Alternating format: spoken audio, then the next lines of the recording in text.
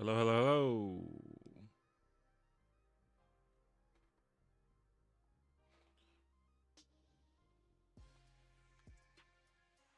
How you doing? Welcome to the stream. Can you see me?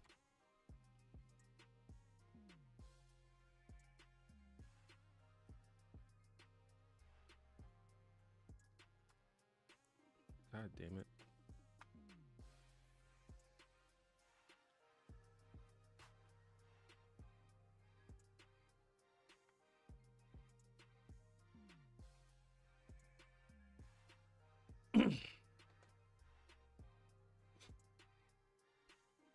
Welcome to another stream.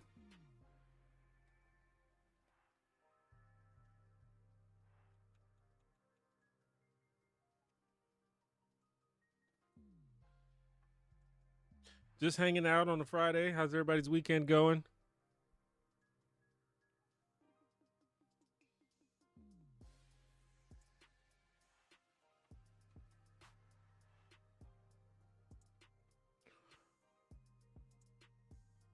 What's up, Jane?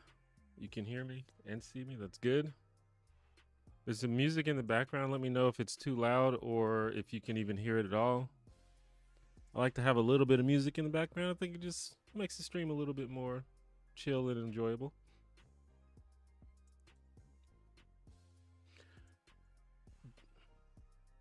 Do you think AI will replace janitors?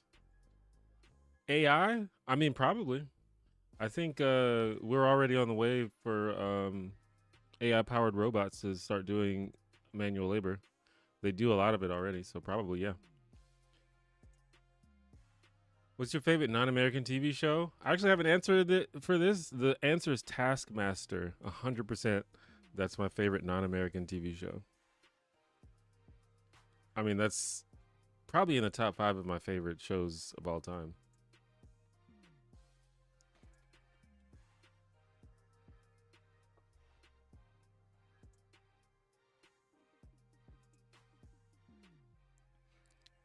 What's up, Zara?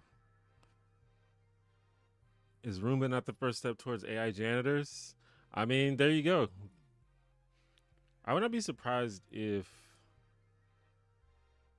there aren't already, robots that can do like full cleaning, even more than a Roomba.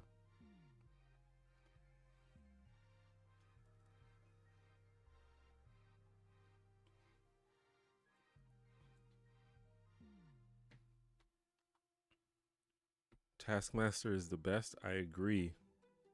Such a good show.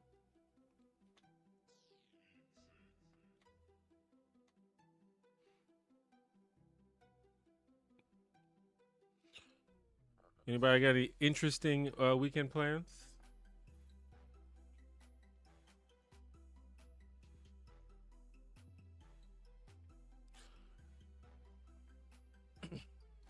It's wild that the investment is going towards AI replacing art generation instead of menial labor. I mean, I'm sure that they're going to do anything that makes them money, but it's possible that replacing art will make them more money, but I don't know. I agree though. But I'm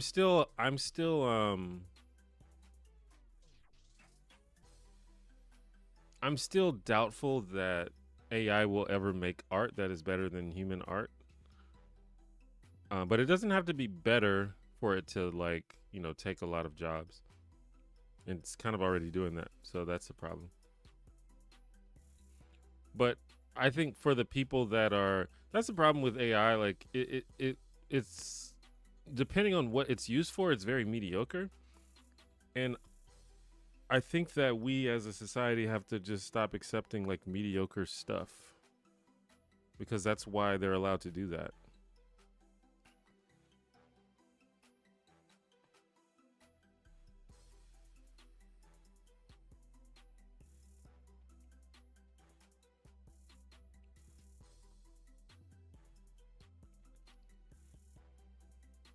I've seen a clip or two from Taskmaster. Besides it being your fave, how else would you sell me on it? Well, I don't know. I think that it depends on what kind of person you are and what kind of stuff you like. For me, it's perfect. It's comedy, which I love. It's mostly, I pretty much all of the people on Taskmaster are comedians, or at least are just funny people. So that's funny. You just got a bunch of funny people saying funny stuff and doing funny things. And it's competitive, which I also like. I love game shows. I love um, opportunities for people to be creative and be talented at things. Um, and it's just really inventive. Like they come up with like really unique challenges, and it has the vibe of, you know, when you're like sit at home and you're like playing family or group activity games and stuff. It has that kind of vibe, which I like. Except, with obviously with the bigger budget and stuff. um and it just, it's just sort of the perfect storm. Like the hosts are perfect. Like I don't think the show would work with any two other men hosting the show. So they just put together a great show.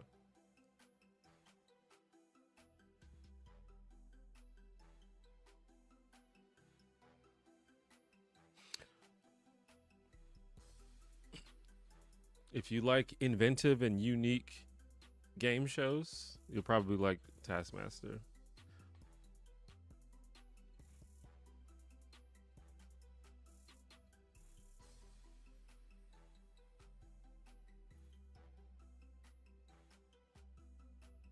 Have you watched the other iterations of Taskmaster? I have.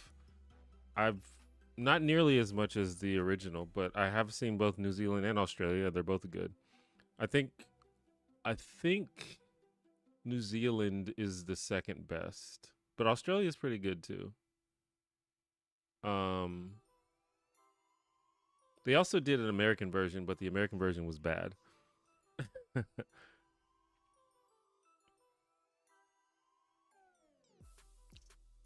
Have you ever seen anything on Dropout? As in, they did do a Taskmaster parody for Game Changer. Yes, I am a huge fan of Dropout. I I love Dropout. I've had a Dropout subscription since Dropout became a thing.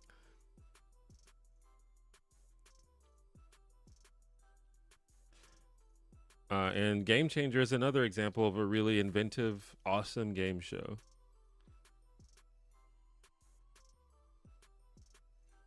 And I think Game Changer was probably inspired in large part by Taskmaster.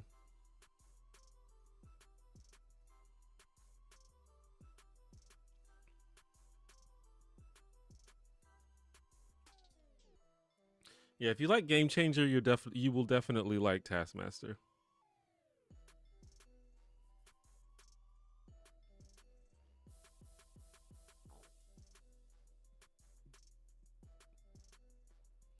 Have I ever done stand up? I have not. I don't think that I would be very good at it, but I guess no one is good at it the first time they do it. Um,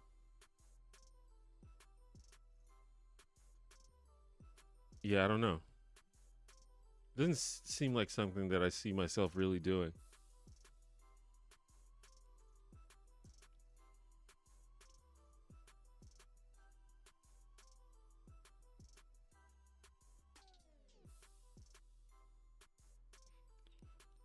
People should care about politics today. Charlie Kirk was murdered and leftists are cheering. I didn't agree with him on everything, but the fact that leftists are cheering is disgusting. I agree. How did you enjoy Black Widow's take on Taskmaster? Taskmaster. Black Widow's take? I don't know what that means.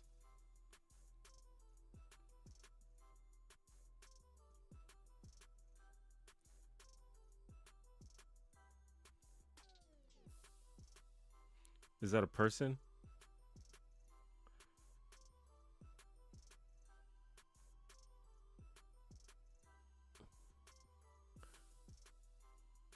Oh, I see what you did there. Uh, yeah, you crossed the wires there. Yeah, it was bad. And if you've seen Thunderbolts, it kind of, I think that movie is them kind of agreeing that it was bad.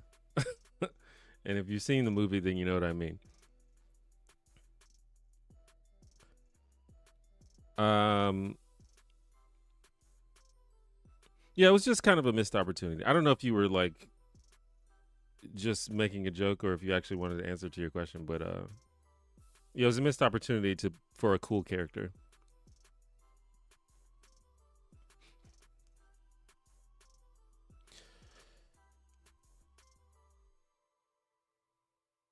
Have you seen the most and also least racist reality show, Keeping Up with the Natives? I have not seen that. Is that a newer show? What's up, Mr. Morgan Farts? Why are you happy you aren't a political creator anymore? Um, because I don't feel like I have to have a take on when crazy stuff happens in the politics world. When you're a politics YouTuber and you make your, you know, it's like a thing that you spend a lot of time on. You're always kind of expected to have a take, and you're always expected to sort of be thoughtful about everything. Um, and whenever you have a take on something controversial, it usually results in a bunch of people being mad at you, regardless of what your take is. And I don't have to deal with that, and that's pretty cool. Not that I'm like I'm happy to talk about politics, to the extent that I feel like I want to, but especially on a stream like this when there's only 30 people, but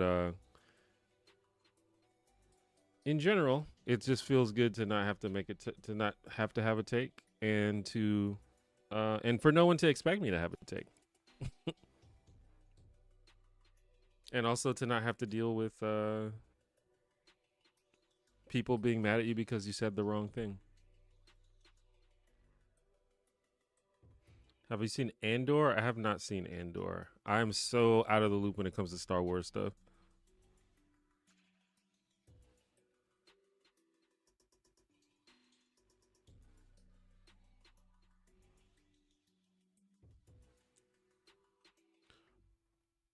Gonna check out Thunderbolts. I think you should. Thunderbolts is really good. I think it's definitely one of the better recent Marvel movies.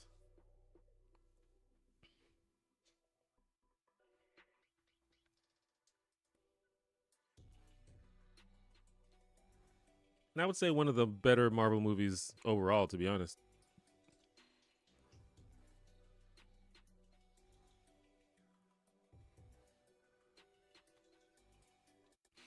There's a Brit version and the US version is literally bringing a cargo cult from their isolated Pacific island to meet their mythical figure in the original Prince Charles.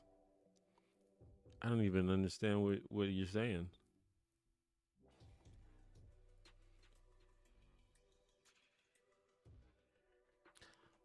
I thought of your coverage of that one reality show where they lied to the man. Yeah, the Joe Smo show. Sorry, I just thought I just heard something. I think something outside. Um, yeah, that's actually my most watched video, but it's interesting because I tried to do some other videos about reality TV and nobody watched them. So I don't know, something special about that story, which I kind of agree it's a pretty cool story and a unique situation. But yeah, I don't know.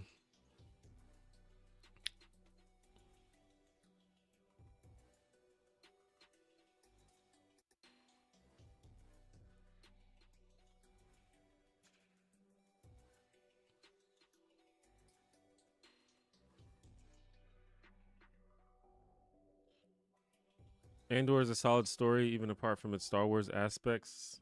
It's almost a World War II story. Yeah, I feel like I remember people saying that Andor was good. I'm just so out of the loop, and I'm like not super like invested in Star Wars, really. Um, so I just never really, it's never been on my mind to watch it. But I haven't seen any. I've never seen Mandalorian. I've never seen anything. The last Star Wars movie I saw was The Force Awakens, and that was like fine.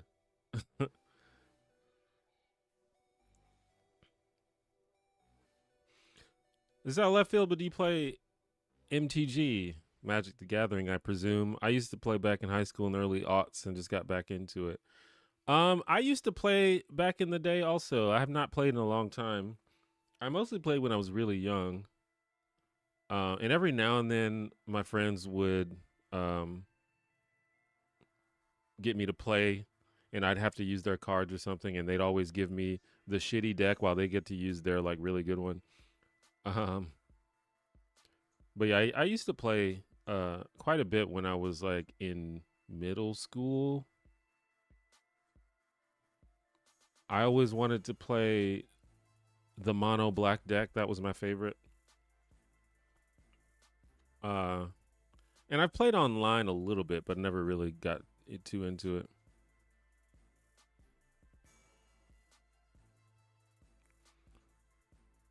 It's like that, but it's a whole tribe of people. So they're just pranking a whole bunch of natives.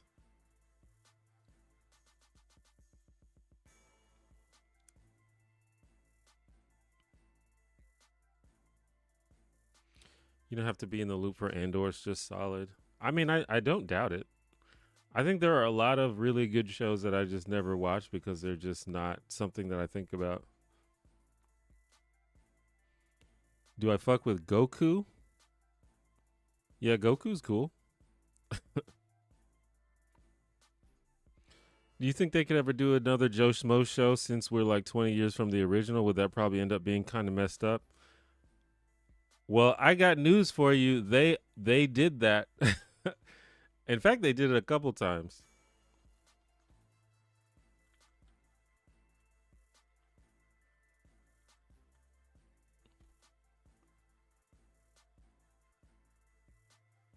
Hold on.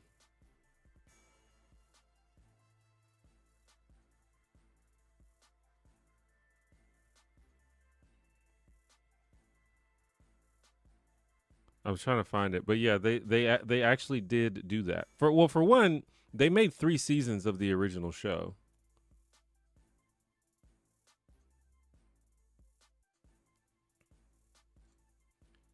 Um, so they did that, but they made a new one. I can't remember, maybe like a year or two ago. They made another one, and then but even before that, I don't know if you remember, they made a show called Jury Duty, which was basically the Joe Smo show,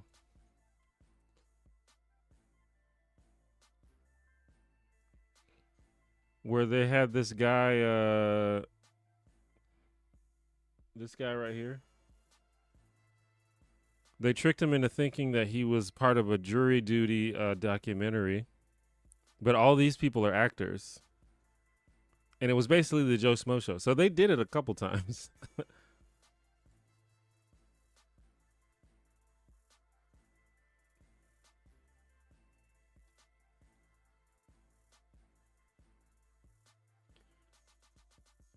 If you want to suffer in a similar way, but significantly more, I sort of recommend Meet the Natives USA. Significantly more. The USA versions are always more suffering. I feel like the Joe Schmo videos what really got me into your channel. I'm still here. Well, I appreciate that. Yeah, that I mean, I think I got like 20,000 new subscribers from that video. It was really popular. But I kind of pivoted away from reality and just mostly do sitcoms now. So I hopefully that's cool with people.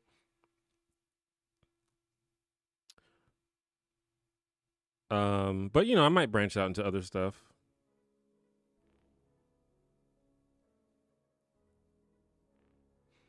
I didn't know anyone else knew about Joe Schmo till that video. Yeah, that I think one of the reasons that video did well is because I was really invested in that video. I've been wanting to tell people that story since I saw that show. And finally, YouTube, with YouTube, I finally had the platform because I think the show was relatively popular at the time, but I have never heard anyone talk about it. And I had been thinking like, man, does no one remember this really crazy, messed up show that was, you know, it was very like cruel, but also fascinating at the same time.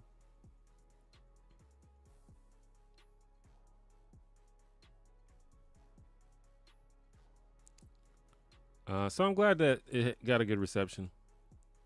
Is the dress gold or blue? It's definitely blue.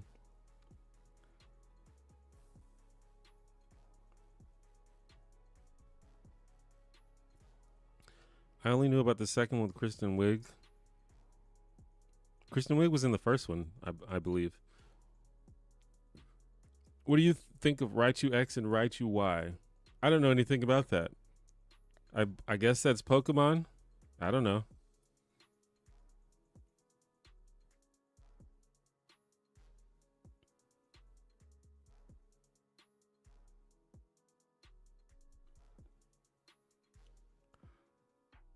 What internet meme annoys you the most and which do you love the most no matter how much the internet uses it?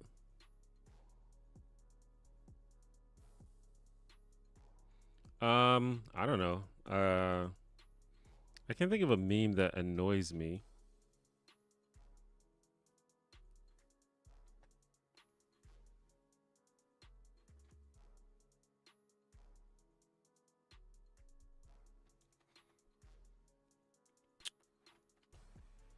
I don't know. I don't really think about it that much. Uh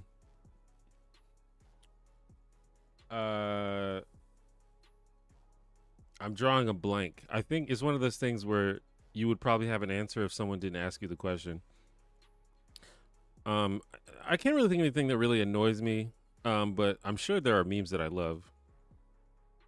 But I can't think of it right now.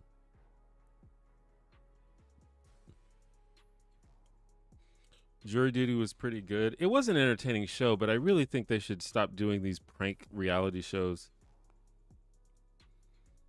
I saw some interviews with that guy, and he was talking about how afterward he was like really paranoid and like he was wondering if people were still following him with cameras, and it like gave him anxiety for a while. And it's like, yeah, don't do this to people.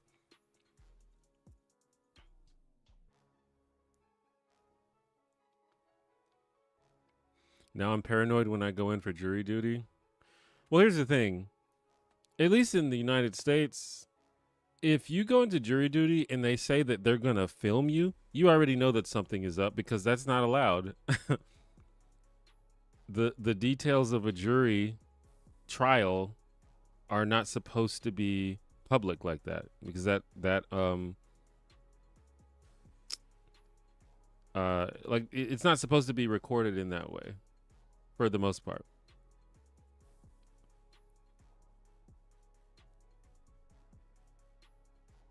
I know that some trials are recorded. I don't know exactly how that works. It might be like if a trial is considered of specific interest to the public, they might record it.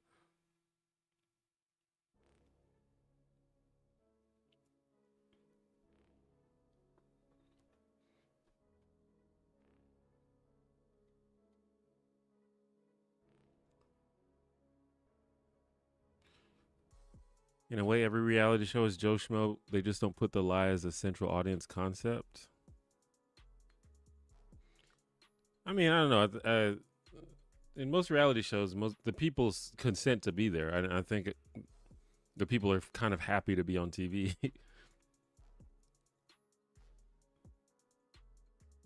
And to be fair, Joe Schmo consented to be on a reality show. It just wasn't the type of show that he wanted it to be.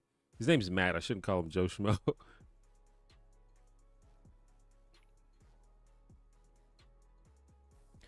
Because of your channel and others, occasionally I make the rounds watching YouTube channels covering old cartoons and shows and sitcoms and such.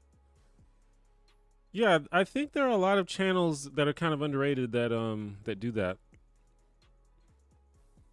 It's kind of an interesting genre of YouTube. And it's something that I'm trying to figure out. Um I don't know if it's the greatest genre in order to like become a big YouTuber, because a lot of your views are based upon whether people care about the show that you're talking about. But my goal is to try to like tell stories. Like I don't know, I've kind of I don't really want to be like a video essayist. I think video essays are kind of boring. I think only like a couple of people are really good at video essays. I kind of more so just want to tell interesting stories, or like just discuss sort of interesting lore. Like I don't want to just I don't know, a lot of these video essays just sound like a long book report, which I think is kind of boring. I try to be a little more interesting.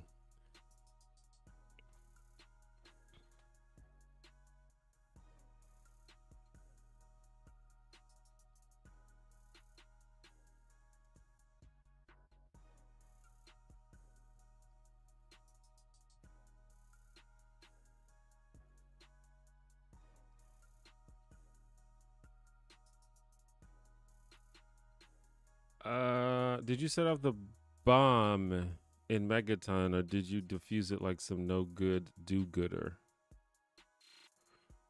Um, is this a reference to Fallout? If so, I've never played it.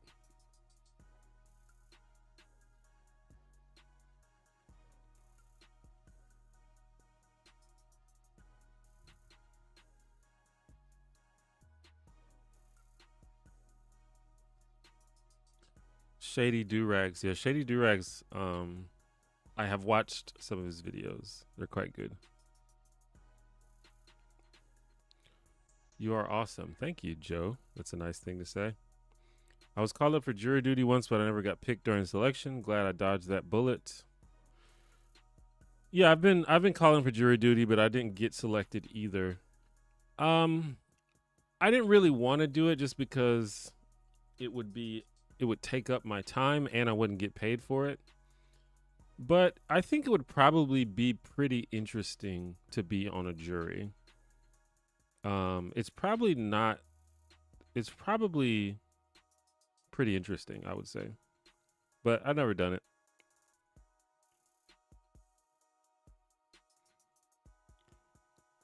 Sorry, YouTube short about your favorite sitcoms over the decades, and the way you described your feelings on The Cosby Show reminds me of how I feel about 24. I thought it was amazing back in the day. Not to get too political, but now I realize how much of that show is basically propaganda. I mean, I guess. I think it's okay to imagine a fictional world where the cops are good. Um, and I don't think it has to be. I mean, I haven't really watched that show that much, so maybe that's not what you mean. But um, I think like sometimes, like for example, I really like the show Brooklyn Nine Nine, and a lot of people accuse that show of being propaganda. But I think it's just a show that is imagining a world where the cops are good, which is fine. I would like to live in that world.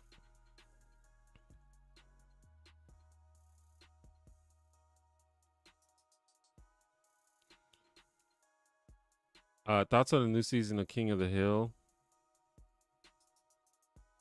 Haven't seen it. I should probably watch it. The thing is, I've been saying that I want to rewatch the original series King of the Hill, and I would like to do that before watching the new season. But obviously, there's a lot of episodes of King of the Hill, so that would take a while. So we'll see.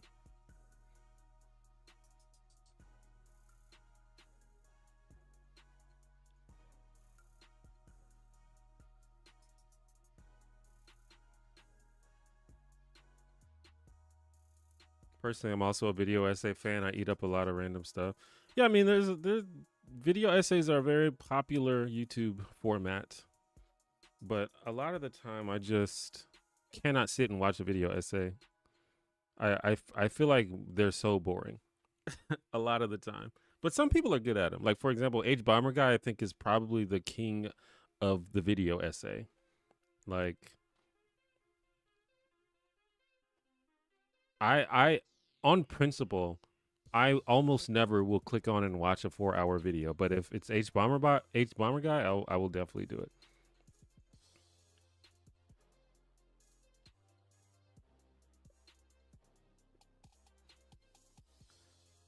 What I've been trying to do for my channel is try to figure out how to make video essays more entertaining.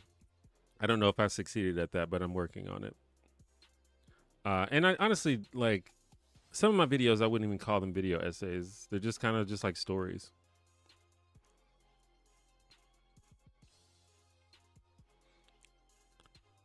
Yeah, Megaton is a town in Fallout 3. Yeah, I'm pretty sure I've heard of that. But yeah, I've never played any of the Fallout games.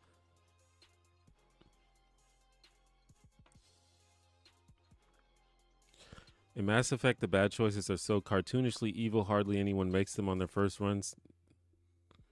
Yeah, I've played Mass Effect 1 and 2. I never beat them though. Are you saying you're glad you're not a political YouTuber because of the assassination of Charlie Kirk? I mean that's the inspiration, obviously. But there are many reasons why I'm glad I'm not a politics YouTuber. But it's just good to not, for people to not expect you to talk about something that's controversial and,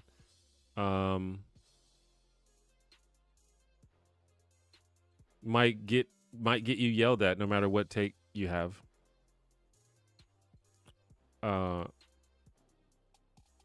Like if I was still doing politics videos, I would be getting so many questions about Charlie Kirk. And not that I specifically don't want to talk about it, but it's just good that I don't have to if I don't want to. Because it's one of those topics, based on what I've seen, where there's so many bad takes on both sides that it's very annoying. And I can opt out of that conversation whenever I want to. Yeah, I mean CSI is basically cop fantasy. Ain't no detectives IRL that are so skilled they can do an instant replay of how someone died just from a glance. Yeah, I love CSI, or at least the original. My favorite thing about the CSI people, it's like they're supposed to be like the forensics people, but they also like invest, like they also like interrogate people. They like they're like the bomb squad. They do like SWAT raids. They like do everything. It's hilarious. Do you have any pets? I do not have any pets. I was thinking recently about getting a pet, but the thing is, I don't want a dog or a cat. But I still want a pet that I can like play with. So I was thinking maybe I can get like a bearded dragon or a turtle or something like that. But I still have to do more research. I don't know if those are actually good pets to have. I definitely don't want a bird. Birds are kind of annoying. And then there's like fish and stuff, but you can't really play with a fish.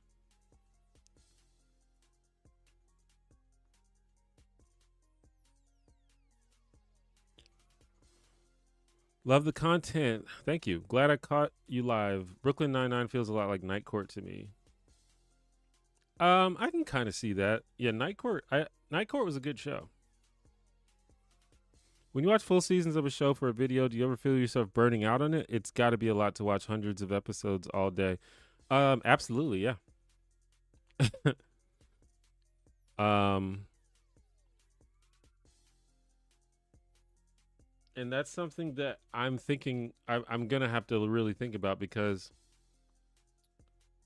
it takes a long time to watch a show in full. Which means it takes a long time to make a video if you're going to make a video about a show in full. And it's really it's not really a sustainable process. If I want to, if I want to like do this for a living, I can't make one video every 3 months because it takes me so long to watch the show. So I'm trying to come up with other topics that don't require me to watch a full show. But to me, those are the most interesting videos. Where I do like a full deep dive into like a character arc or something like that. But yeah, absolutely. Like when I did my video about Elaine from Seinfeld, I had to watch 9 seasons of Seinfeld, and it took me like 3 months to do it. Um, but the video, I think the video came out pretty good, and it got a pretty good reception. But they don't always get a good reception, or as good a reception at least.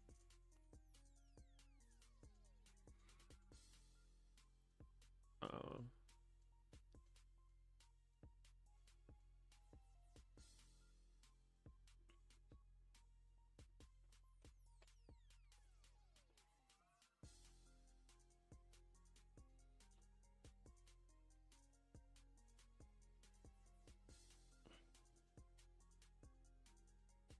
just watch the new season of King of the Hill. It'll send you back to the originals. Doesn't miss a beat.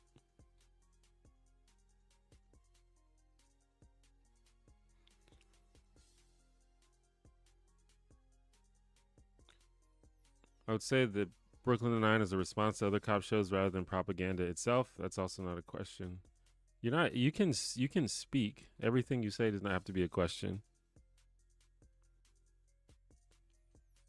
Hey T J, how's it going? What's up, Auditect?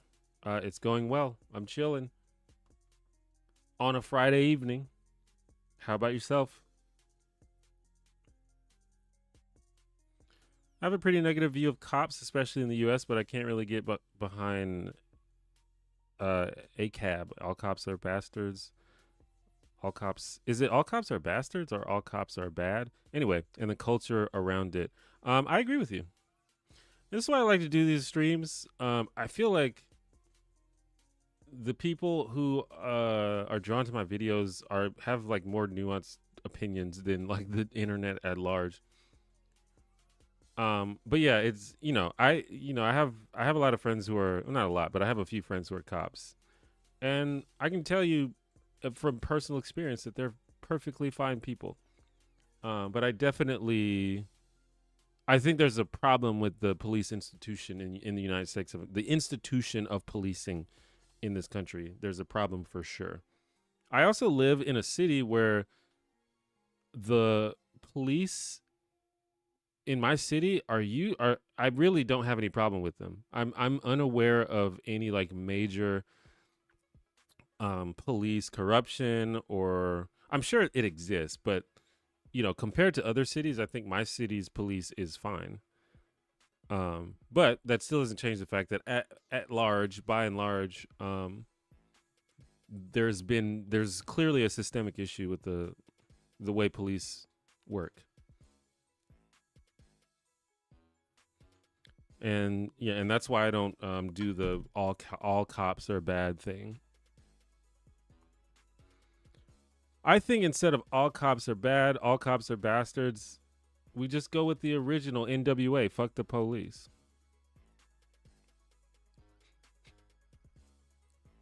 I mean, that's probably just as uh probably just as inflammatory, but at least it doesn't single out every individual. It talks about the institution as a whole. Uh, yeah. Thoughts on George Lopez 2000 show? George Lopez, the show called George Lopez. It's a great show, very underrated. I'd love to see you do a series on sitcom flops with speculation on why they might have flopped. I'd love to do that. Think about sitcoms that flopped. It usually means that they're not that popular, which means that people might not click on the video.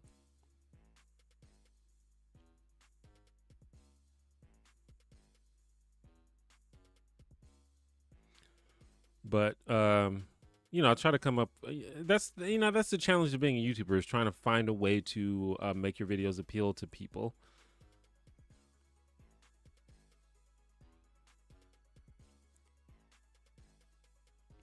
Have you ever seen CSI Cyber? That show is hilariously bad. I have not seen that. I don't think I've even heard of that. Wait, it's got Ted Danson on it, and it's bad. Ted Danson's the GOAT. Is that Ted Danson, or am I just trolling? I just see a picture. Yeah, it's Ted Danson. RJ, thank you for becoming a member. Yeah, for those that don't know, we've got memberships back. Just another way to support the stream. I'm mostly gonna uh promote it on the stream rather than the videos itself. Uh and yeah, if you become a member, you get a neat little icon by your name, and you get access to some goofy emotes that you can use in chat. Also, whenever you comment on my videos, you get your little T1J icon by your name just to show that you're a member. I might gift some memberships during the stream if I can figure out how to do it. But yeah, thanks, RJ.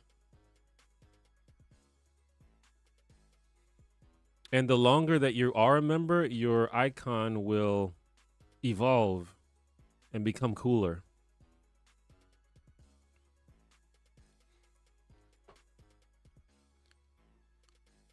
A lot of sci-fi is explicitly commissioned by the government as propaganda, so sometimes I want to scream, leave detective fiction alone, because it really varies.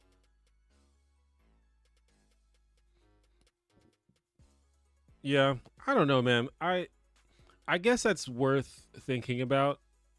When it comes to fiction, I just try to think about what kind of stories are they telling, and is it good? But maybe as a a oldish dude, I feel like my critical thinking skills are good enough to where I'm not going to be tricked into becoming a fascist by watching a TV show. But it might be more dangerous for like teenagers and stuff like that.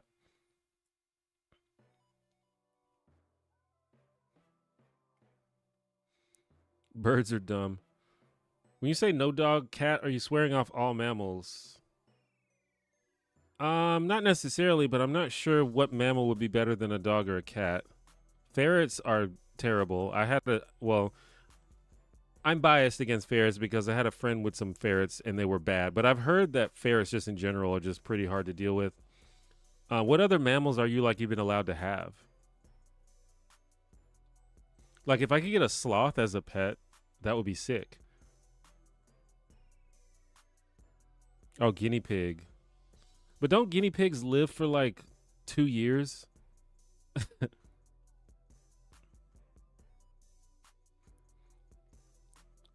Rabbit could be a thing, yeah.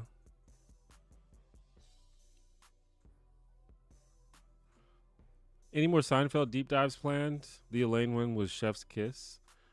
Possibly. I think that's one thing that I need to do. Speaking of how long it takes to watch a show, I think one way to balance that out is to do more than one video about the show after I finish watching it, and that'll probably cover some of the make up for some of the time that it took to watch it. And I've already watched a lot of shows. I've watched Seinfeld. I've watched Schitt's Creek. I've watched Boy Meets World like 8 times. I've watched Friends. So I've watched a lot of shows. So there's probably a lot of videos left in the tank for those shows. And there are some ideas that I can do regarding Seinfeld.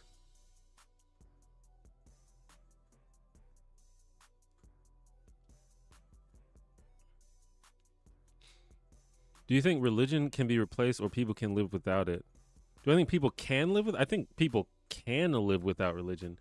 Do I think that people will live without religion? Probably not.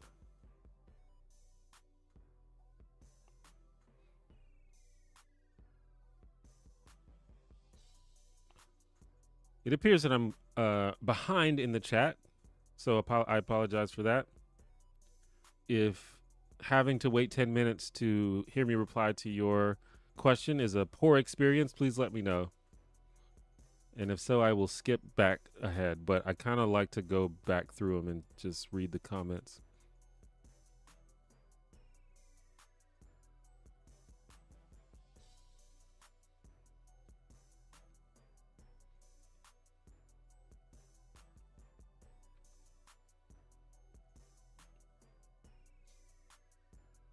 If you could have any parallel dimensions episode that doesn't What show would you pick? Like on a show that doesn't have one?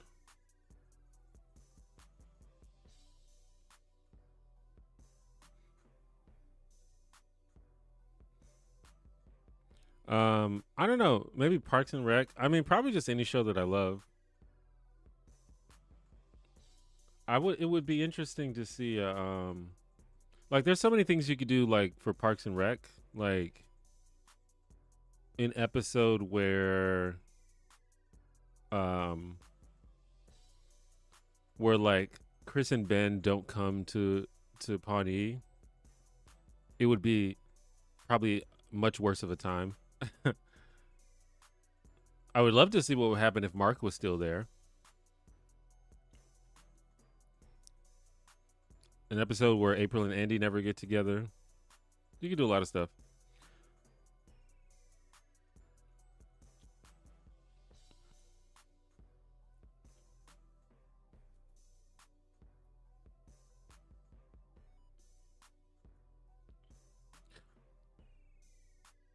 I would really be into a video on how on I Love Lucy, Dick Van Dyke, Leave It to Beaver, your sitcoms from the decades video. Yeah, I've been thinking about doing videos about older shows.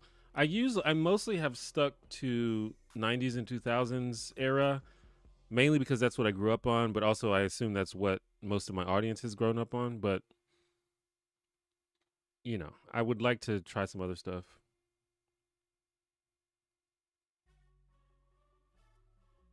I've been getting a lot of comments from older viewers though.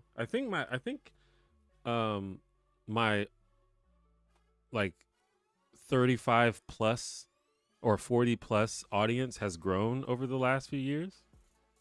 Cuz I've been getting a lot of comments from people um like when I made a video, I made a short about Seinfeld and how about the a joke that I didn't get when I was a kid, and I got a bunch of comments that was like, "Yeah, I wasn't a kid when this aired." I was like, "Oh."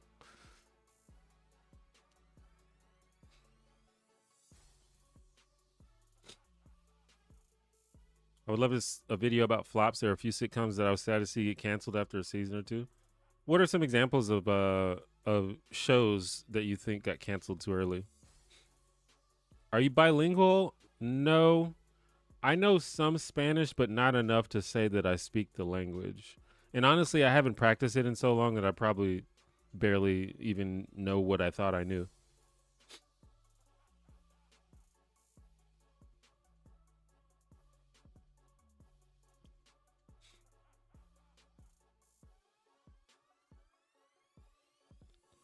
Back from a random convo with my boss, rewound to you answering my question, now hoping for the day you randomly appear on Dropout for any reason at all. I would love that. I'd have to make my way out to LA somehow. Maybe I can convince them to fly me out. Favorite Nicktoon? Rocco's Modern Life, 100%. Although all of them were good. Hey Arnold is up there too. But I can't think of one that I just straight up didn't like. They were all good. At least the ones I grew up with. There's some that are a little bit after my time. Like Danny Phantom. I've never seen that. Fairly Odd Parents I've seen a lot of, but it technically is after my time. But I've still seen a lot of it just because it's good. But like me watching in college, watching Fairly Odd Parents, that's basically how that was. But from what I grew up with, definitely Rocco's Modern Life and Hey Arnold, probably the two best ones.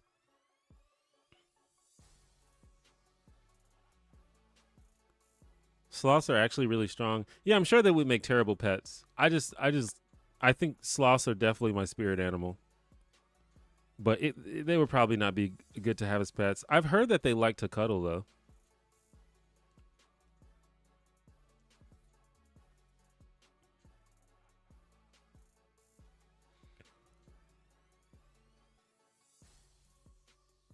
My guinea pig lived for 5 years. I mean, that's still not that long. But yeah.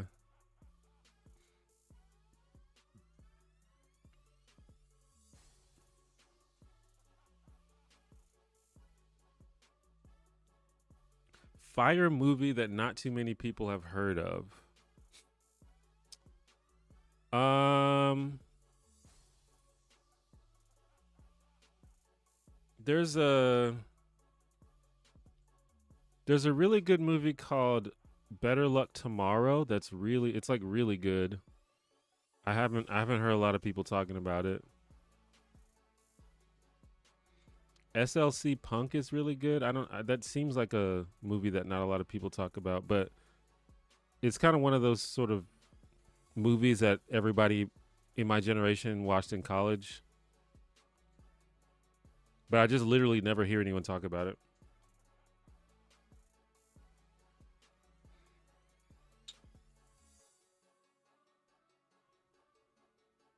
Those are the two that come to mind. I'm sure there are more though.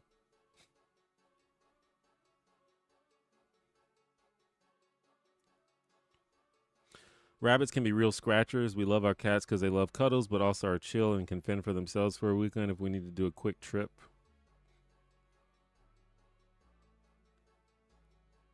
Yeah, I'm not a cat person. I think I like offended some of my viewers last stream because I was kind of going hard on how much I don't like cats. So I'll refrain from doing that this stream. Um, but yeah, mammals I couldn't take care of it, and I don't think they're illegal where I am. But having a slow loris seems kind of amazing. I don't even think I know what that is. S- slow Eor, is that an I? Eoris? Or is it Loris? Slow Loris. What the fuck? I literally have never heard of this before.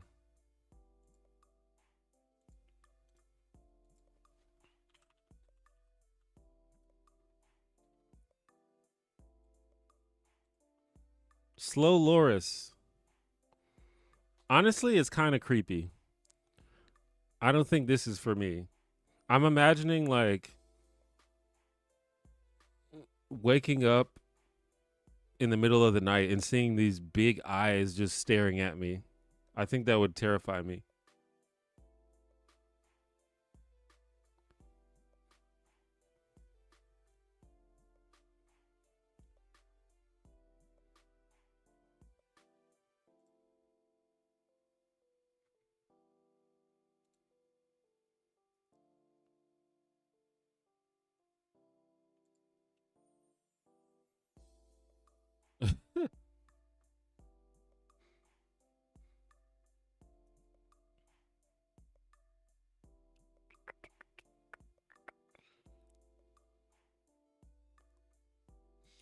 Would you be for ABC bringing back TGIF?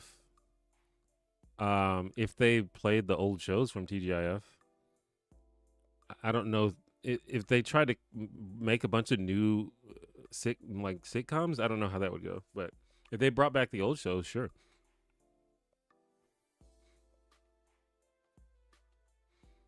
Parks and Rec would is a great answer.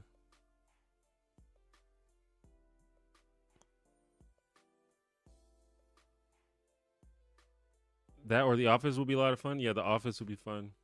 Honestly, surprised The Office didn't do anything like that.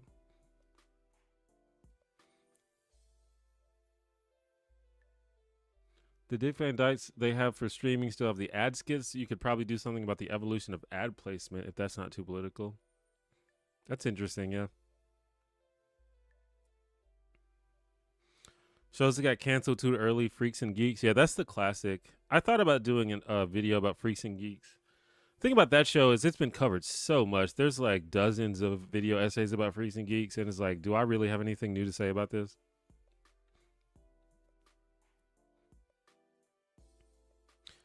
I bonded with my kids over both Bob's Burgers and now the Great North.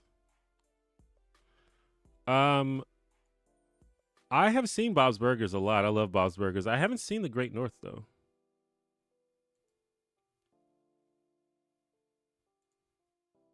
I should check it out.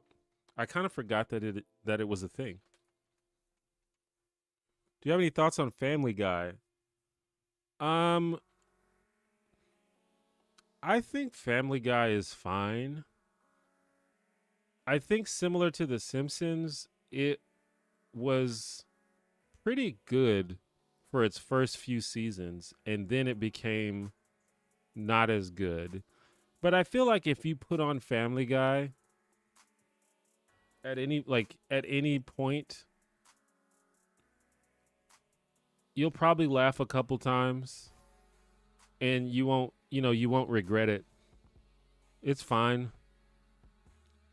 I think sometimes sometimes they like try a little too hard to be edgy. But for the most part it's just a stupid goofy comedy show and it's fine. But I do think that some of the early stuff was like really funny.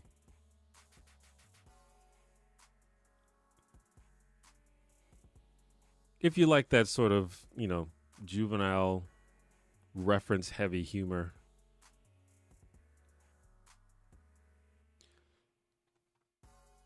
Per 60s TV shows, I'm late 20s, but I've got boomer parents. Get Smart, Bonanza, other great shows from my weird childhood. I feel that. I mean, I watched a lot of old sitcoms growing up. Like Nick at Night was the jam when I was growing up. That's how I even basically know anything about a lot of these shows. Watching like Bewitched and I Dream of Jeannie and Dick Van Dyke and stuff. I watched a lot of that stuff.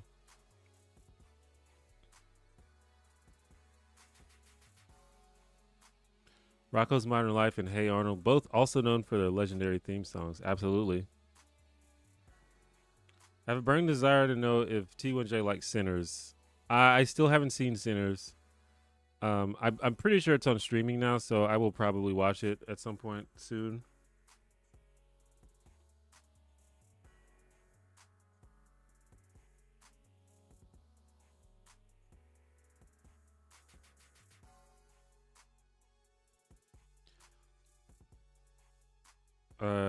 Canceled too soon. Selfie with Karen Gillan and John Cho. I've seen corners of the internet talking about this show in recent years and how it didn't get a fair shot. Interesting. I've never heard of this show.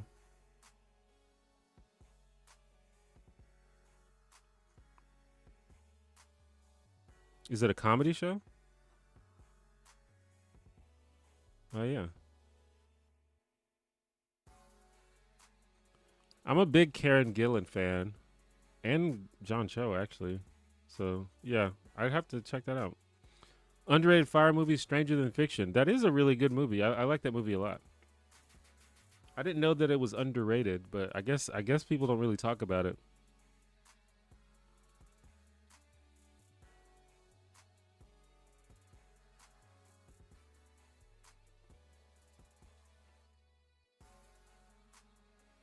Better Luck Tomorrow and SLC Punk are great suggestions. I think Out of Sight was missed by a lot of people in the pre-Oceans time frame for Clooney.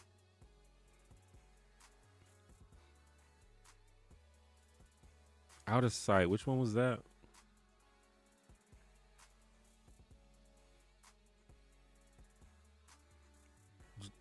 Oh, George Clooney and Jennifer Lopez. Yeah, I've never heard of this.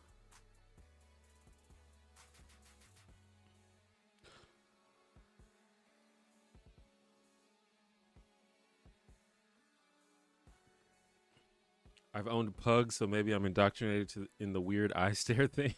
Fair enough. I haven't been a fan of any sitcom revival, as it seems what made the original good was because of the time it was made. Do you like any revivals? Sitcom revivals. Um, I'm trying to think of any that I've actually seen.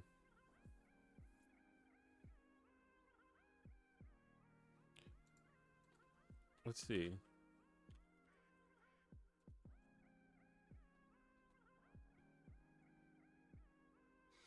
The Roseanne revival was good. Um, Fuller House was pretty good. I only watched a couple of episodes, but it was enjoyable.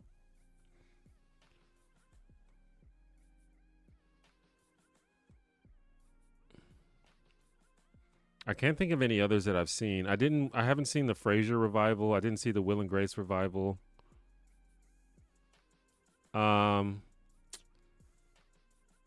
I guess Girl Meets World is a revival, and I think it's fine. I know a lot of Boy Meets World fans are kind of hostile to it, but I think that's mainly because they kind of messed with the lore. But it's definitely more of a kids show than the original Boy Meets World. I think I thought it was fine.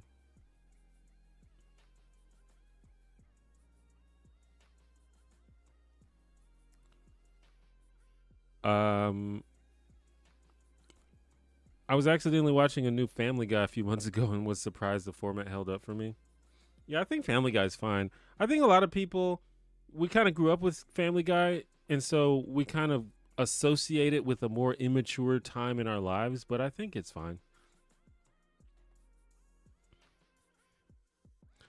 Have you ever watched Black Books? Uh, no, I don't know what that is.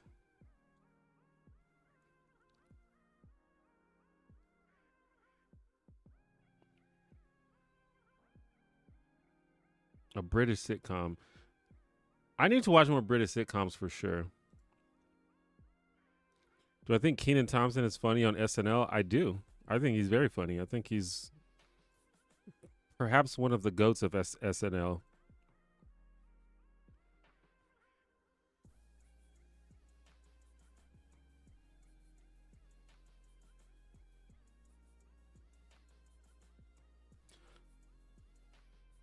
Bad take. Christine Grimmie wasn't a politics YouTuber either. Still got killed. And this is exactly what I'm talking about.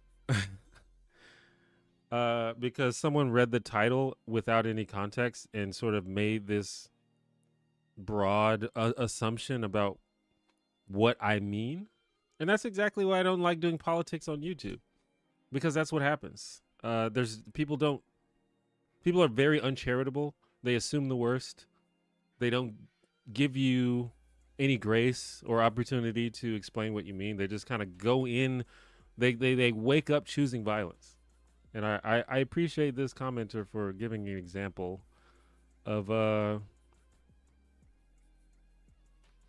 I don't like politics on YouTube.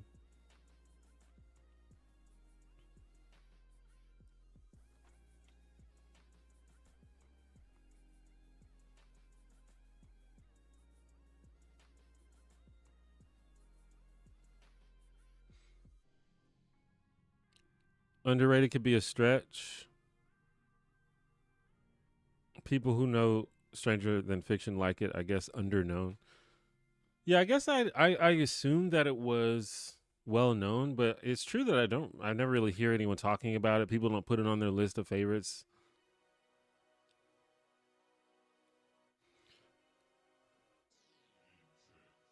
Any interesting takes on American versions of sitcoms versus the British versions?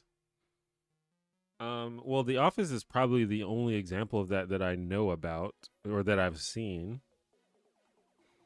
I don't know. It's kind of a lot of pressure to ask me for interesting takes. I don't know if my takes are interesting. I do really appreciate the contrast between American and British comedy. Like, for example, Michael Scott ends up being a lot more likable than is it David Brent? Is that the character's name?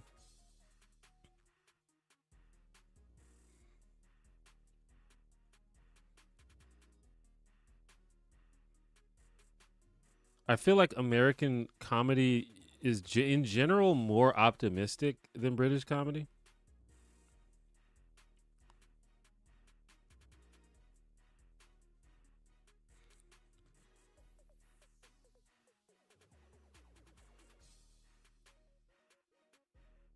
What did you mean by that?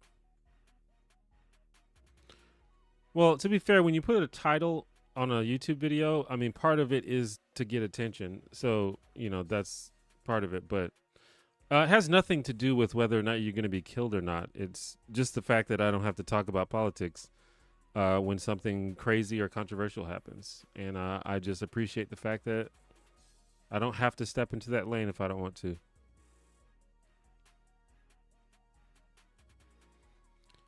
But part of the reason that I don't like like talking about politics is just because of the way that people just come out swinging and are ready, or uh, not even like a little bit trying to be charitable to people.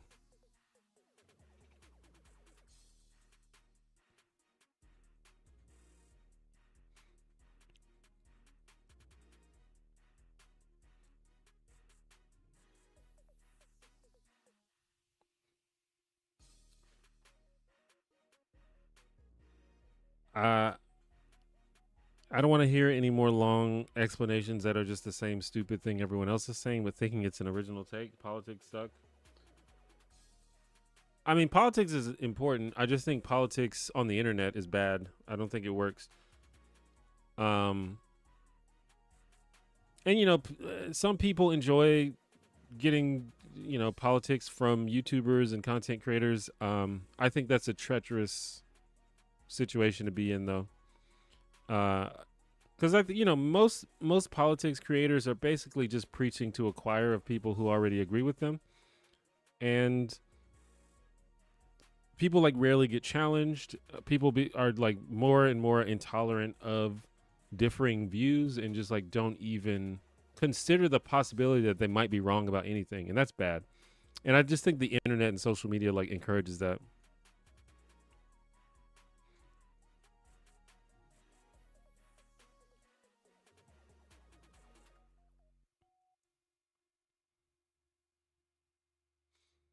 U.S. Shameless is far superior to the British version.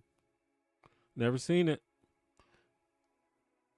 I don't know. It's so hard making sequels. Like Boy Meets World could have been good.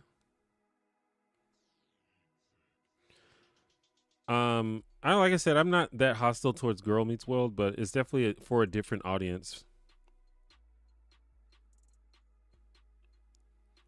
Ricky Gervais is downright mean. He isn't funny. Ricky Gervais is horrible. Yeah, I mean, I don't know. Ricky Gervais is pretty obnoxious. I think he also kind of tries too hard to be edgy.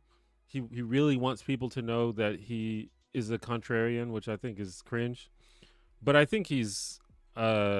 I think he's pretty clearly like a creatively brilliant. Like he's good at making stuff. Like he's written a lot of really good stuff, and sometimes obnoxious people are good at the art that they make.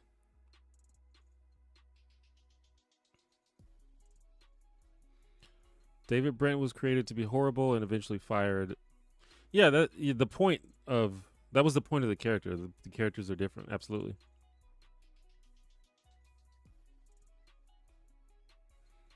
You could remove one sitcom from your memory because you really disliked. What would it be? Follow up one you would want to be wiped so you can enjoy it first watch again. Um, I don't think I would go through the trouble of removing one from memory. I don't think there was some that there was. I can't think of a sitcom that pissed me off so bad that I wish I'd never seen it. There are definitely bad sitcoms, but I think it's fine for sitcoms to be bad. But in terms of one that I would love to watch for the first time again, definitely Parks and Recreation. That would probably be it. Maybe The Good Place. It would be really cool to, because actually The Good Place would be good because the twist to the end of the first season I was already spoiled for me when I saw it. So it would be cool to have seen that for the first time. That would be cool.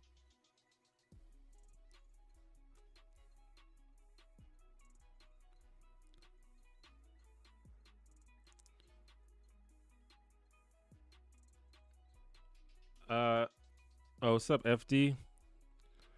Say something inflammatory about politics, guys, so you can attract a hate mob for the next week. I mean, I could use the views, I guess.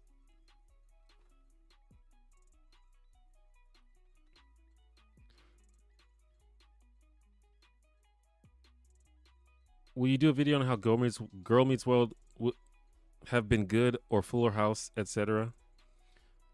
I mean, maybe. I don't know if I'll do a video about Girl Meets World. I really don't think my audience cares about Girl Meets World, but I definitely could have something to say about it. Do you like BoJack Horseman? I've seen like 2 episodes of BoJack Horseman. It seems pretty good. That's on my list of shows to watch. I will say BoJack Horseman has an absolute banger theme song.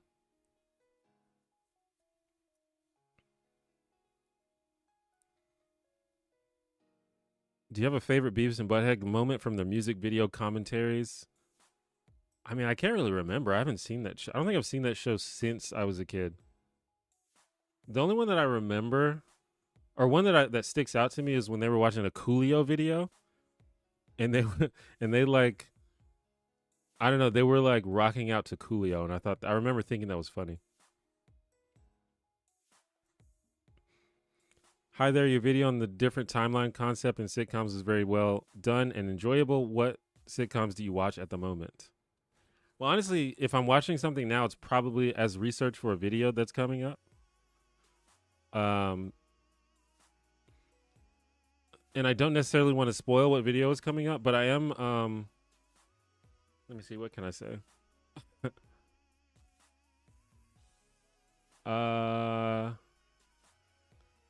I don't know. There's a lot on my list. I don't want to spoil what video is coming up though.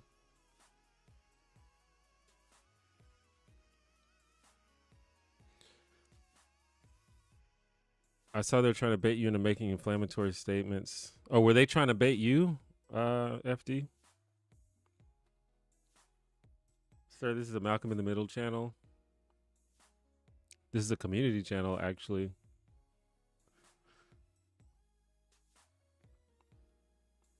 Community, there might be more community videos coming soon.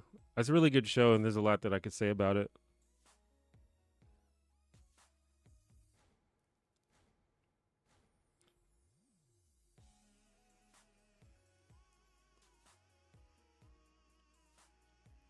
I mean, I think that I've probably done more videos about Boy Meets World than any other show, which it wasn't like on purpose, but this is how it turned out.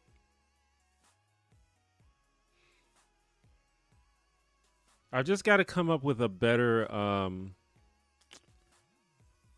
process of, researching a show and then making the video, because it's a long process.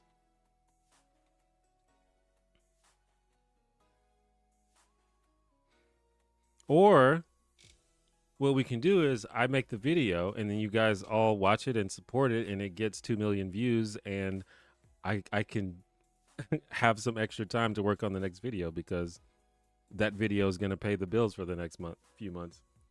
But until that happens, I got to come up with something.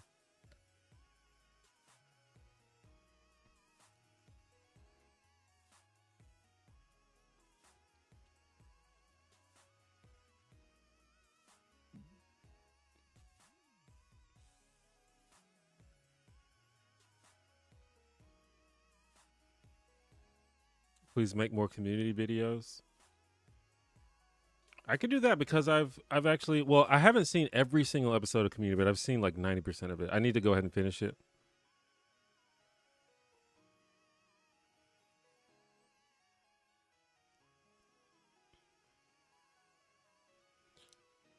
I like Community because I went to a community college and liked it.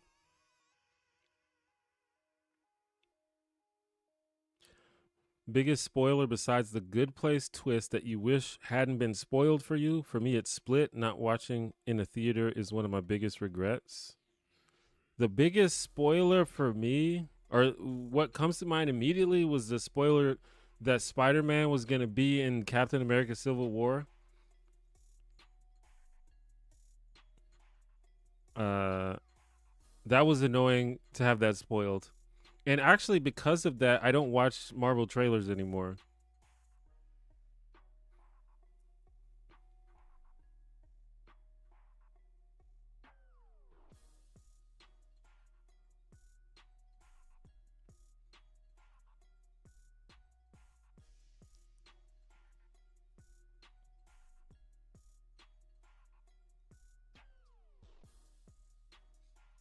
I'm trying to think if there's any other ones.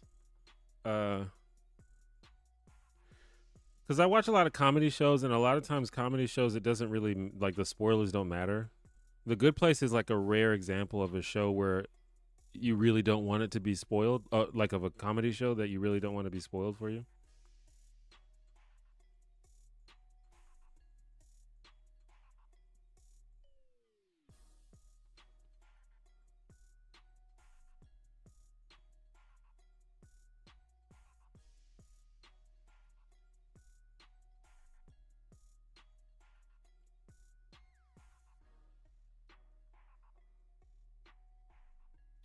But yeah, outside of that, I don't know.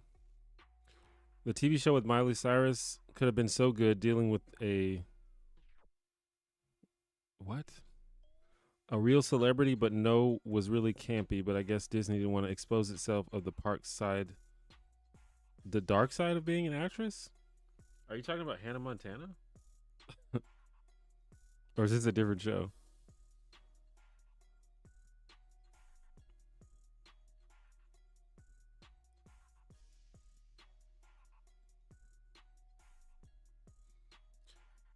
I'm kind of aware of Hannah Montana, but I never really watched it. That it didn't seem like a show that I would like, and plus, I think I was already too old for it by the time that it was really going.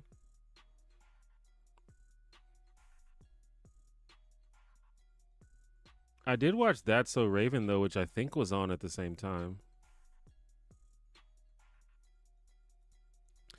I don't care if you don't play it. The Sims, or is that supposed to be? I don't know if you don't play it. The Sims 3 or The Sims 2. I don't know. I probably have played those. The one that I remember the most are The Sims 1 and The Sims 4. Those are the ones that I played the most.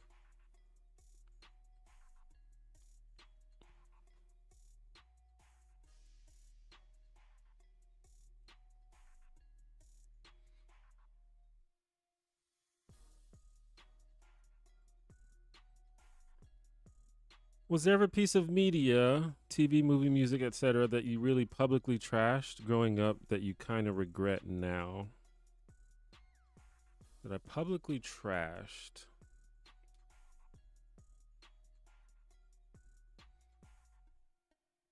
I don't know. I don't think so. I can think of stuff that I liked growing up that I don't like now.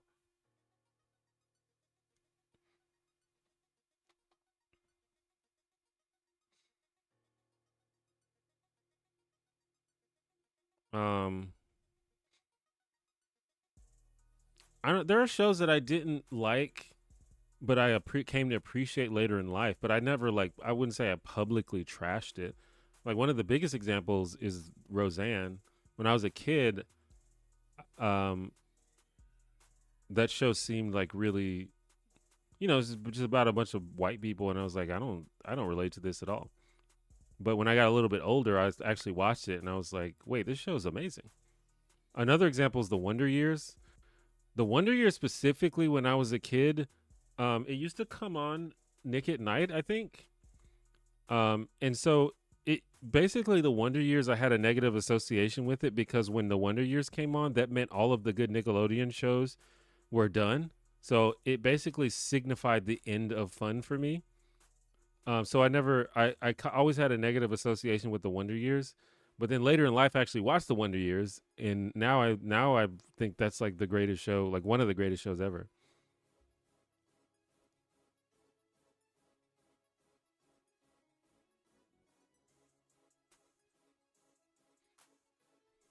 I guess probably when it comes to music, when I was in high school, I was a little bit of a snob. Like all I listened to was like really like I listened to like if I had to listen to something, it had to be like lyrical.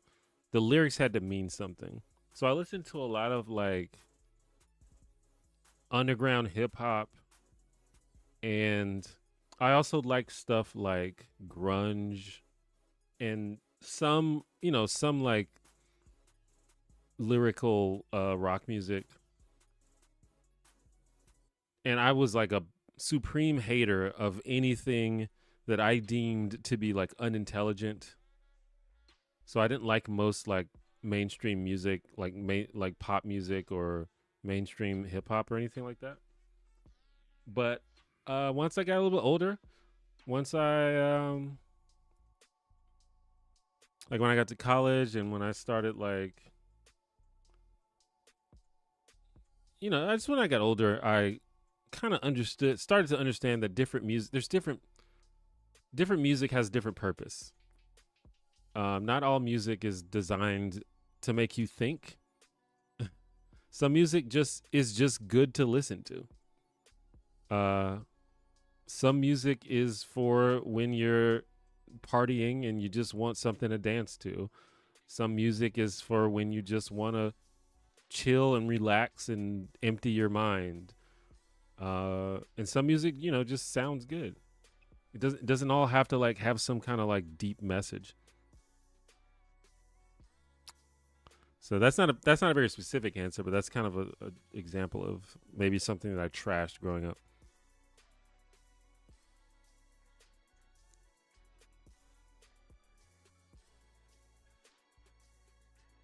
What do I think about Saved by the Bell?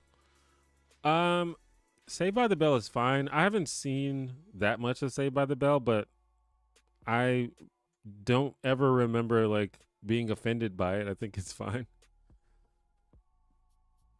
Saved by the Bell is like just before my time. I know there's been a lot of reruns and stuff, but like Saved by the Bell was what, like when it like late 80s, early 90s.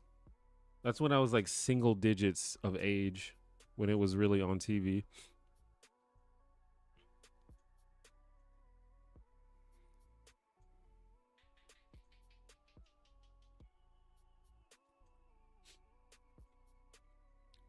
I totally didn't appreciate Roseanne until it finished and Wonder Years. Yeah, exactly. Like Nickelback as a band, for example, everyone hated on back in the day. Yeah, did people stop hating on Nickelback?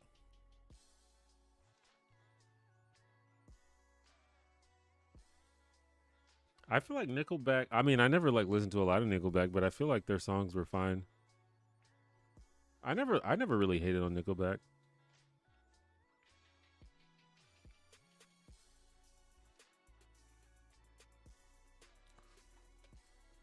I trashed Blink 182 as a teenager, and now I have a Blink tattoo. Whoops on both counts.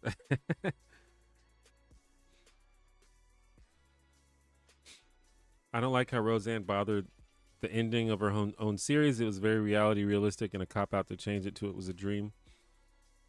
Yeah, the ninth season of Roseanne was just really weird in general, and I think they understood that, and that's why they decided to just say at the end that it was all a dream.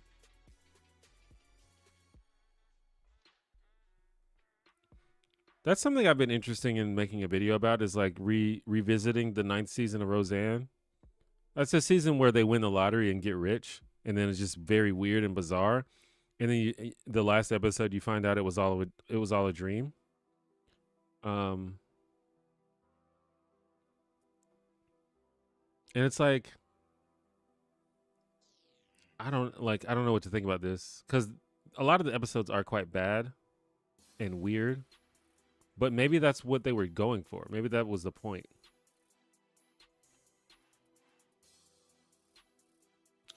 I kind of regret trashing ICP and Juggalos, not because I started thinking they're cool, but now I feel like I was being a bully about it and kind of punching down. That's an interesting answer because I kind of fuck with Juggalos actually. Um, I don't remember ever trashing Juggalos. Me and my friends used to listen to ICP in in high school, uh, but I think I did definitely think that Juggalos were just like a bunch of idiots.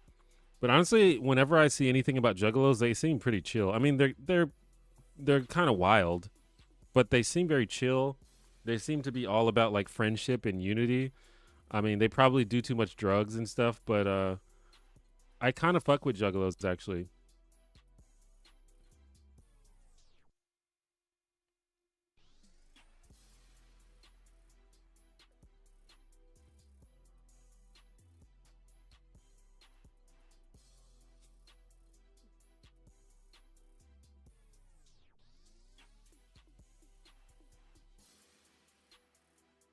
I always wanted to.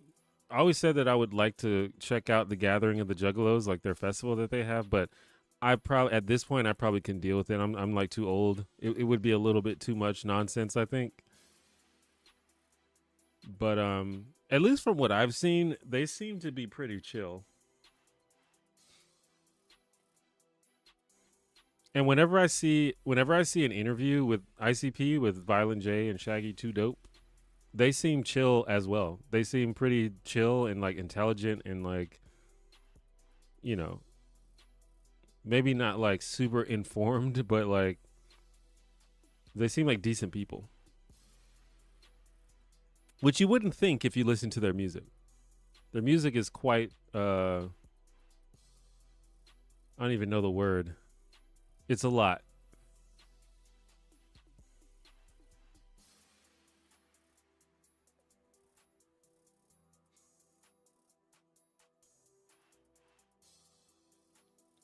What's a live performance that has really stuck with you and why?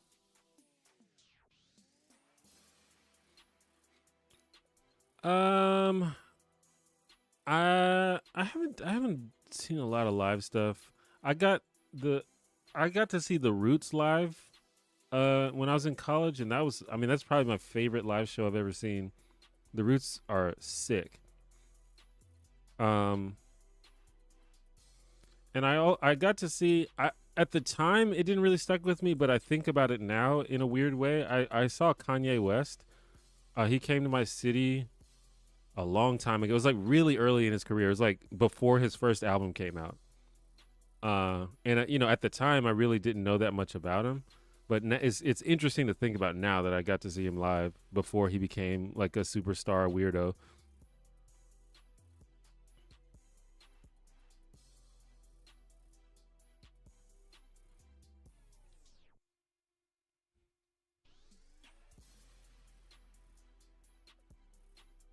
I think people finally came to the realization that hating Nickelback was a fad out of proportion with their actual music.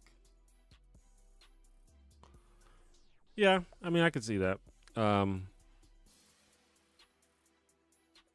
as far as I can tell, Nickelback was very successful regardless, and they still sold out shows and everything. So, you know, I think they did their thing. It's kind of one of those things. The haters are always louder than the lovers.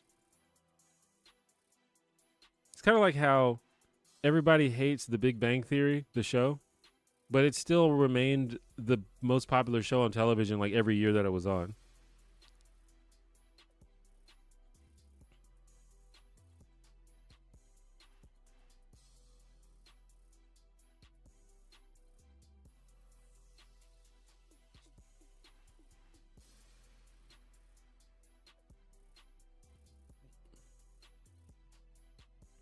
Have you seen The Tribe? I don't think so.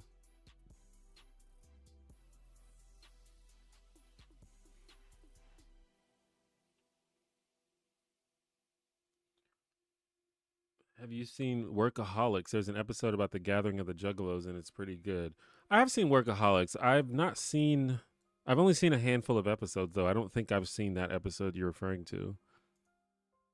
I feel like Workaholics started off really good, and then it wasn't as good, like in the subsequent seasons. But I could be wrong. It's been a while. I kind of forgot about that show.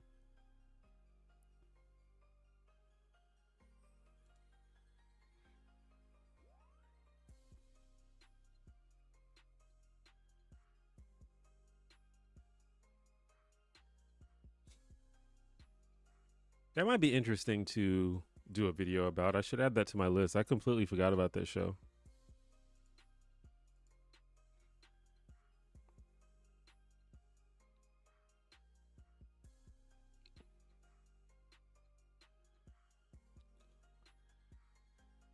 I've heard the ICP fan base are pretty wholesome, all things considered. Yeah, that's my general uh experience of seeing them.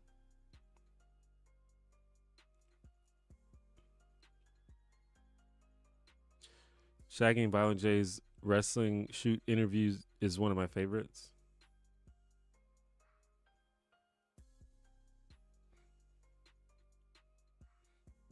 Yeah, they. I don't know. I generally have positive feelings towards ICP and the Juggalos. Their music is a whole nother thing, though. Like, if you're impressed with them, that by no means indicates that you're gonna like their music because their music is wild. Um, it's horror core, as they say. I don't know if they specifically identify with that label, but that's what the media calls it, horror core.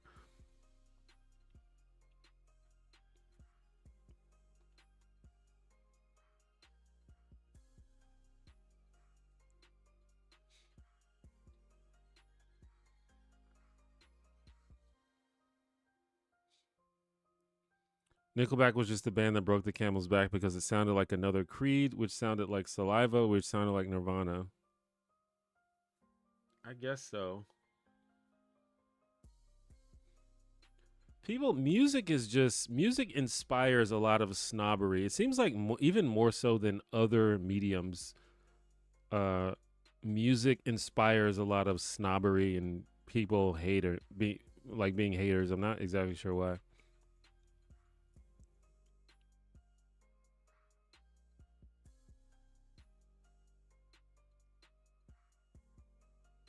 Maybe because music. Well, I don't know. Like I said, when I was younger, I was a little bit of a snob. But these days, I am so like the opposite of that. I just, I've talked about this before, but I'm here to be entertained. I go in ready to enjoy stuff.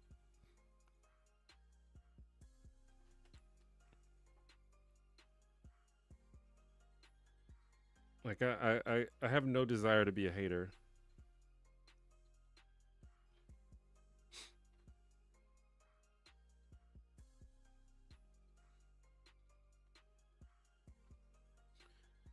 I think with a lot of the worst bands ever, it's not necessarily that their music is actually the worst so much as it's very average and inescapable. And that's fair. I mean, I kind of get that if something is so popular that you hear it all the time and you don't think it's that good, I can understand how that could be annoying. But it's like that doesn't mean you have to be an asshole about it. I think that's similar to I mean I have to bring everything back to sitcoms, I guess, because that's just the medium that I'm most familiar with. But I think it's similar to why so many people say that Friends is terrible because it's just a show that is literally always everywhere. And it may be confusing to people that didn't grow up watching Friends why everyone loves this show so much. But A, that doesn't mean it's bad. And B, you don't have to be a dick about it.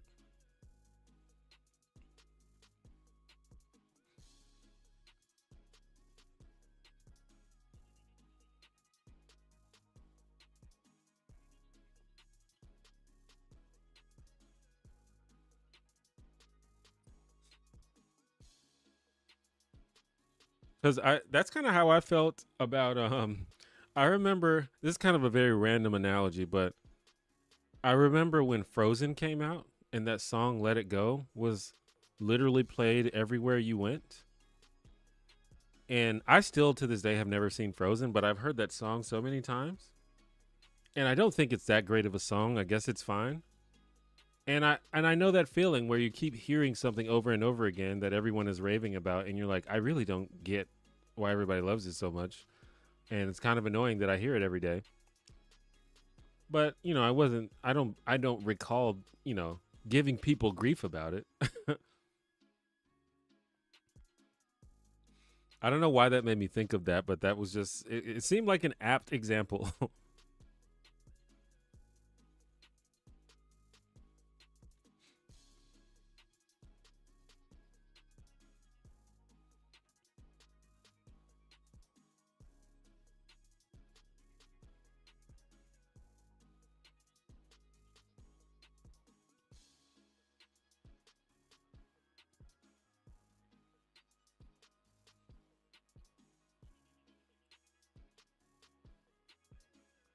I knew FD Signifier would be here. Is he still here? I know he stopped by for a little bit.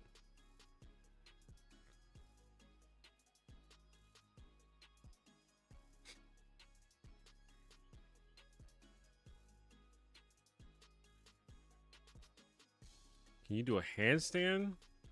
Absolutely not. I mean, honestly, I never really have tried to. So maybe maybe I could surprise myself, but I'm about 99% sure that I can't. Maybe one day though. There are a lot of like physical things that I wish I could do, and maybe I could do. I mean, I am getting old, but maybe I could try and improve my strength and flexibility. I'd love to be able to do a backflip one day, but it just might be too late.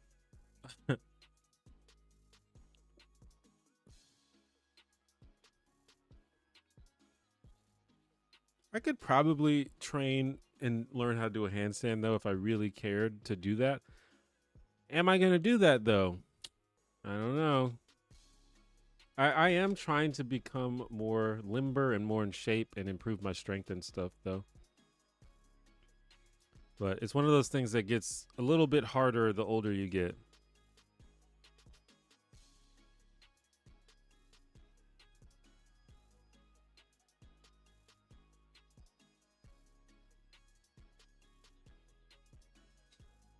What's your favorite food, T1J? My favorite is street tacos. Street tacos are good. I feel like it's a pretty normy answer, but my favorite food is probably chicken fingers. Obviously, it depends on where you get them, but chicken fingers are just absolutely goated.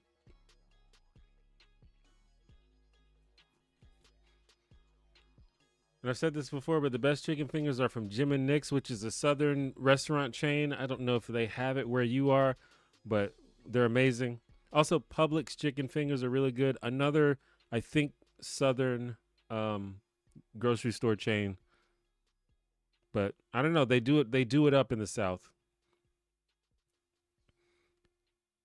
I also really love fried rice, and I really love a good steak.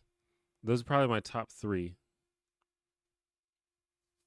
A good strip steak, New York strip.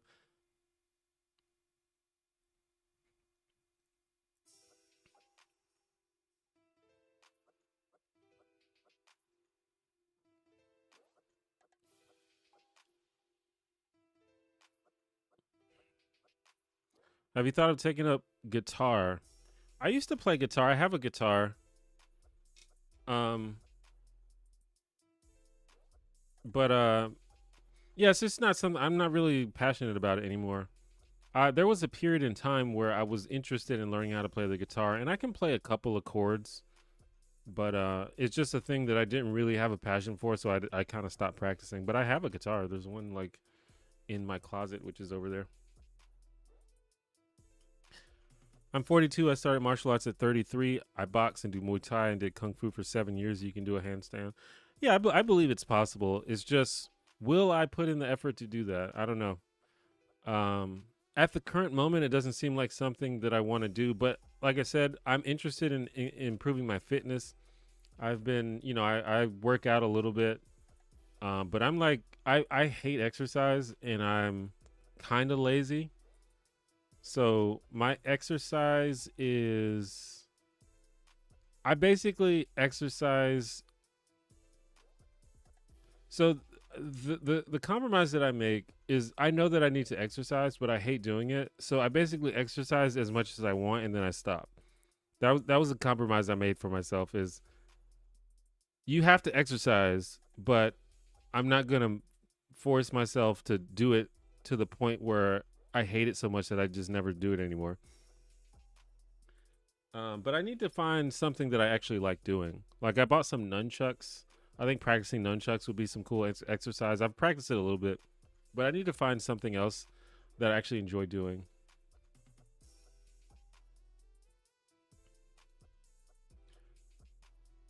Um, but I I exercise a little bit.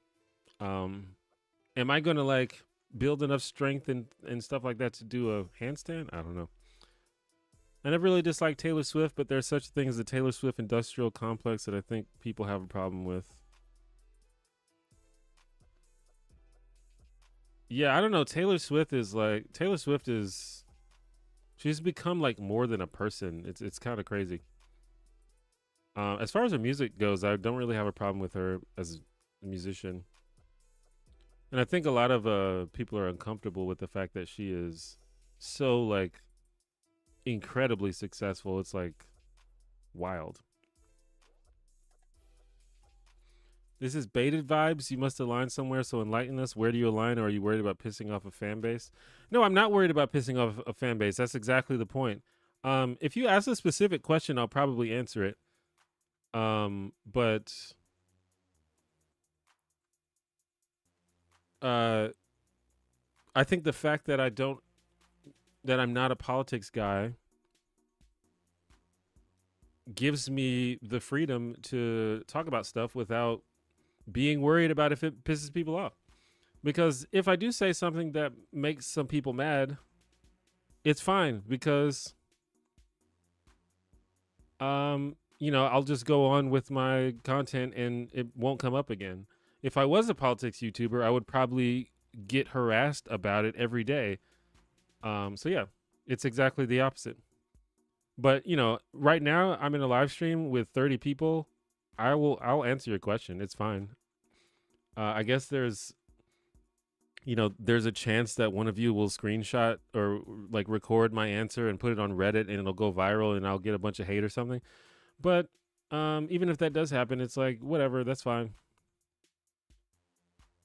There are like one or two topics that I don't talk about just because people are absolutely out of control, a little bit crazy.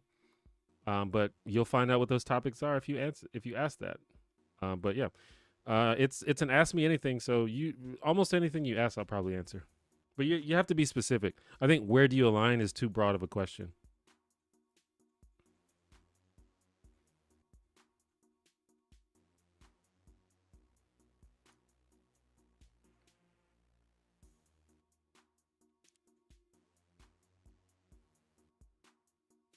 Martial arts are pretty fun. I recommend them. You don't need to spar anything. Feels great to unload on a heavy bag. Yeah, I've been thinking about getting a bag actually. I think that might be cool.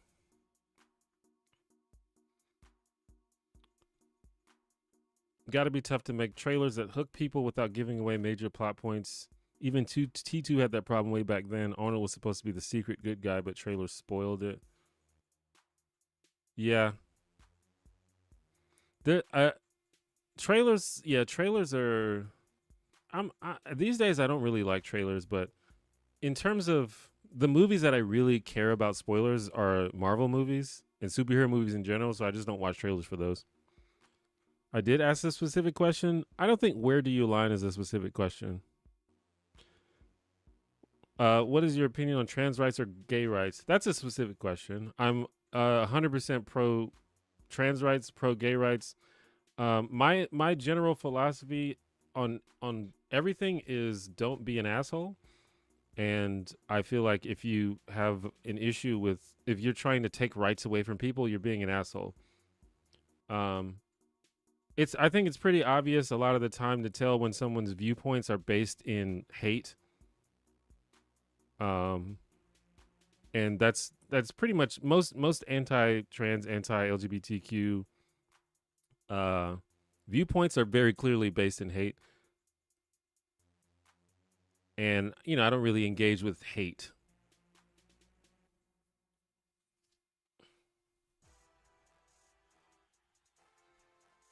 Like I feel like you can solve a lot of political questions just by asking, "Am I being a dick right now?" And half the time, if you're not being a dick, you're probably fine.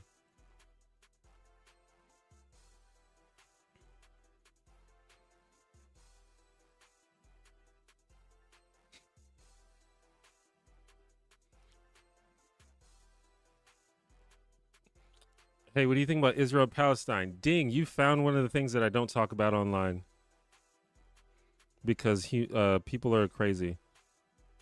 Do you support Trump? No. What do you think of Kirk's shooting? Uh, Political violence is dumb and bad. Charlie Kirk was bad, and it's probably uh, kids shouldn't have to grow up without their fathers, but Charlie Kirk was a bad guy. Um, but You shouldn't shoot people, basically.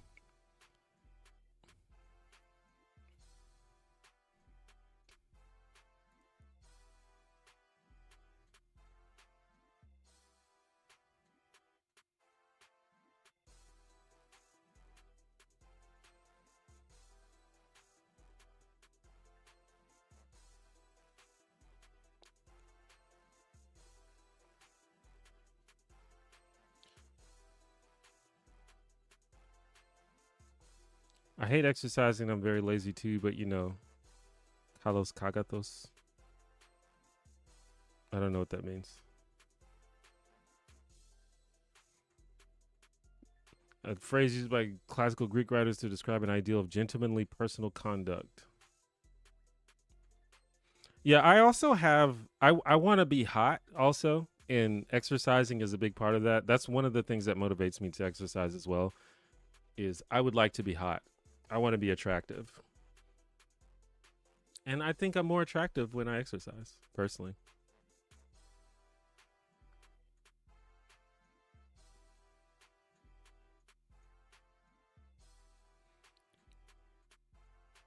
Trans rights are human rights. I agree.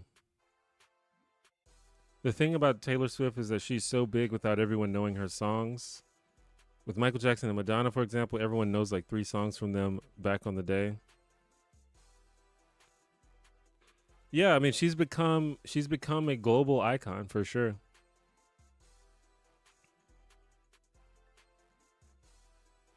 What's your favorite Pokemon? I don't know that much about Pokemon, but from what I do know, which mostly comes from like the first season of the anime, I have to say Scyther.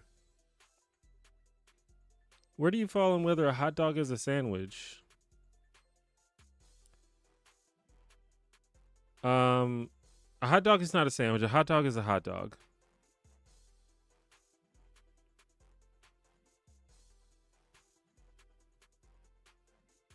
What do you think of the onslaught of old sitcom reboots over the last decade? Are there any you'd like to see make a comeback? Um, I don't really have a specific opinion on them in general. It just depends if are they good or not. I don't really care what they make as long as it's good. And I haven't really seen a lot of them. I was talking about earlier how the only ones I've really seen a couple of episodes of. I watched a couple episodes of Fuller House and I liked it. I even forgot what the other one was. But yeah, if it's good, I don't care. Um, and yeah, I don't know if they can reboot anything. Oh, Roseanne was the other one. The Roseanne reboot was good, until Roseanne got herself fired. But even the Connors was still kind of good.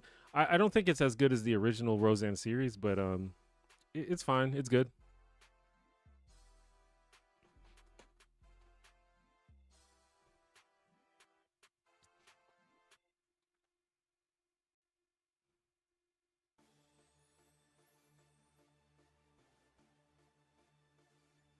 What's your favorite Parks and Rec storyline? My favorite Parks and Rec storyline. I don't know. That whole show is good from beginning to end. Um,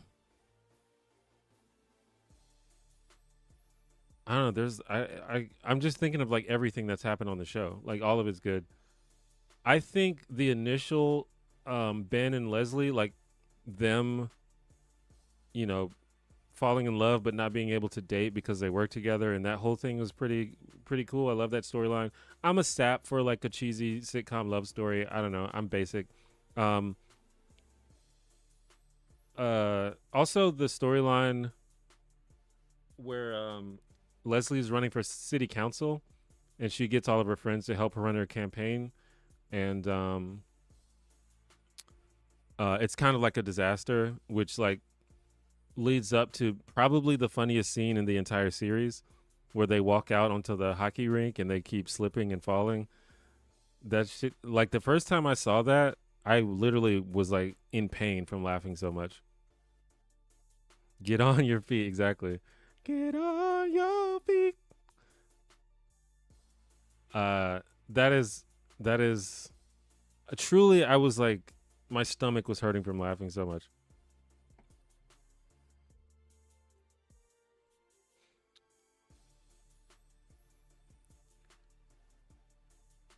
Would you rather be stuck in an elevator with Archie Bunker or George Jefferson? I mean, George Jefferson, right? I get that Archie Bunker was supposed to be like redeemable, but he was definitely racist. I mean, that was like the point of the character. George Jefferson was mean, but I don't think he would hate me or distrust me.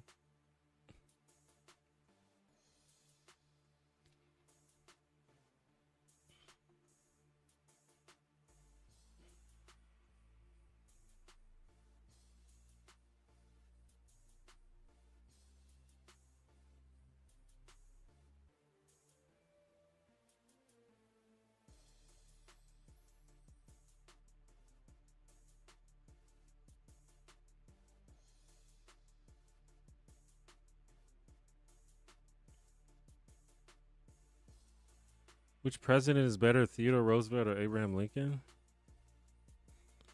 I mean, I don't totally know. I'm not super well versed in the totality of their presidencies. I assume Abraham Lincoln seemed like he had more of a positive impact on America, but I don't know. I'm not a historian in that way.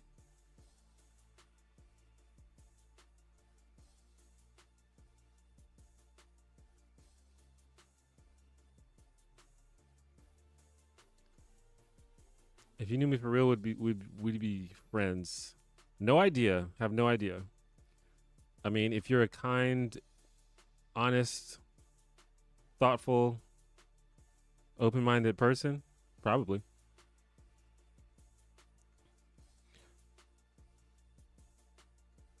Would you rather hang out with George Jefferson from All in the Family or George Jefferson from the Jeffersons?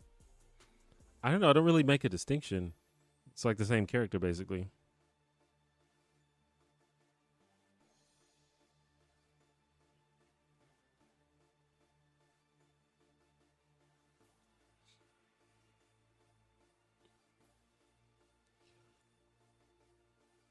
Theodore Roosevelt broke up the general oil monopoly and brought women's suffrage to the table despite failing to legalize women's suffrage.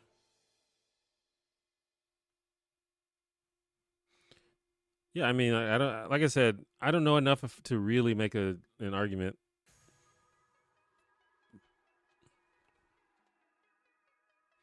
I guess George Jefferson from the Jeffersons, you got to see more of his personality. Now that I think about it, you got to see his softer side every now and then.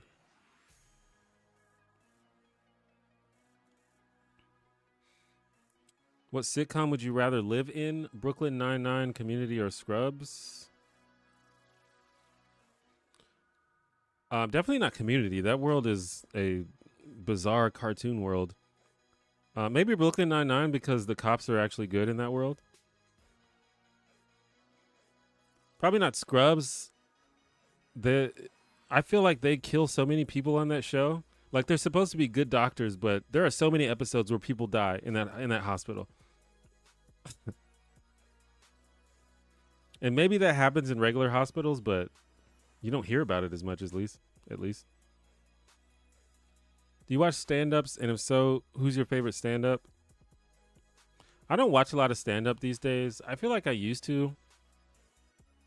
I've been watching a lot of Josh Johnson lately, though. And his stuff is always good.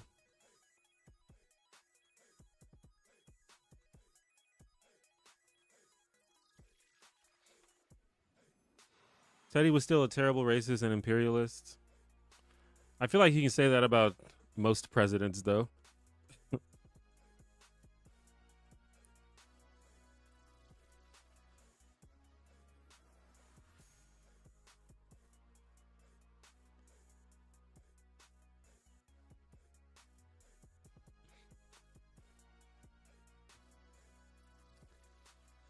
Please don't take me to the Scrubs hospital. They're funny, but I want to live.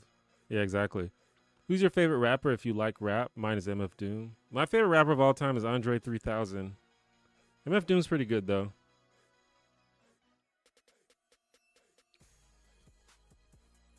I saw Josh Johnson live and he was fantastic. Yeah, I bet.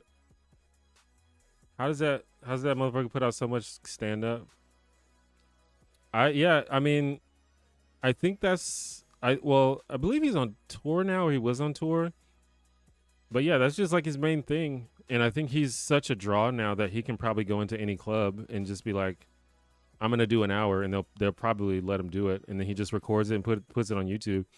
And he does like he talks about current events, which means he always has material, I guess, especially in today's world where something crazy happens every other day.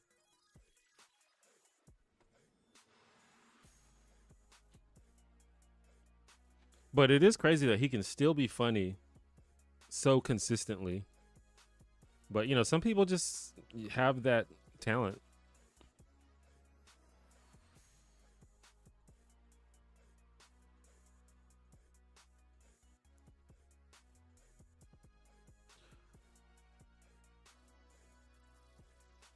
Oh, what's up? You coming to New Orleans to play Scrabble this January? I would. I mean, I wish.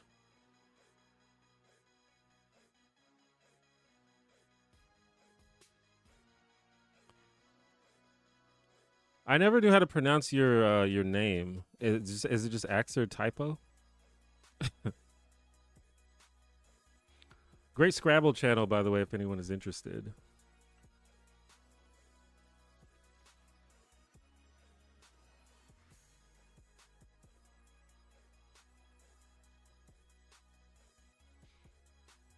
But yeah, I know I've never I guess is there a tournament in New Orleans or something like that? I've never played in like at an event or anything.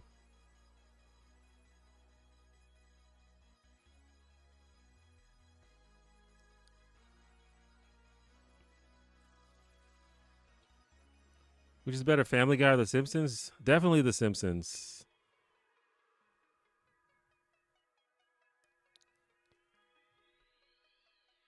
I think part of the appeal is that he seems very sincere, not of the cynical bent of comedy. Yeah, I agree with that. I mean, ideally, you would want most of your stand-up comedians to come off as sincere, but maybe that's not the case, or maybe that's not what ends up happening. I used to love Louis C.K. Yeah, I still used to love Louis C.K. I haven't really. I mean, I guess he still does stand-up. I haven't watched him in a while, but yeah, it's a little bit weird. It's a little bit icky. Do I watch football? I watch college football. You might notice the Alabama poster right here. That is me showing support for my team, the Alabama Crimson Tide, who are very iffy these days, but you know, can't be the best forever.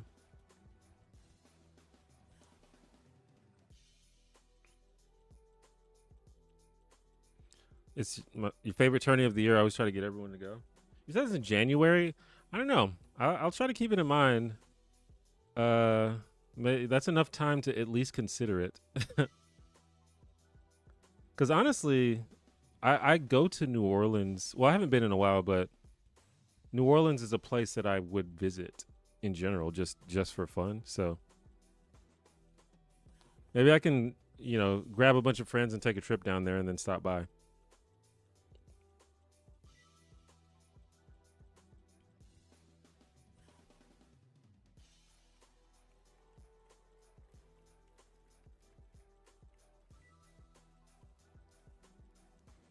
What is your favorite anime?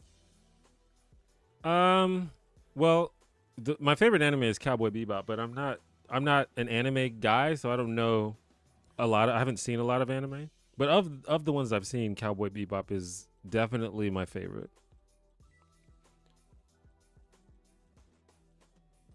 And I feel like that's a pretty common sort of like normie answer, but it's the truth.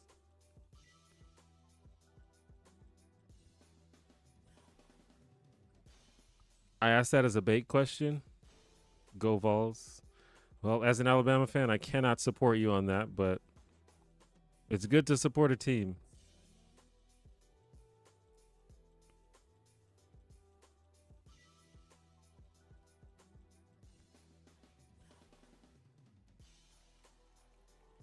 That'd be sick. Great to see you live, and thanks for the kind words. Yeah, thanks for stopping by. It's cool to see you.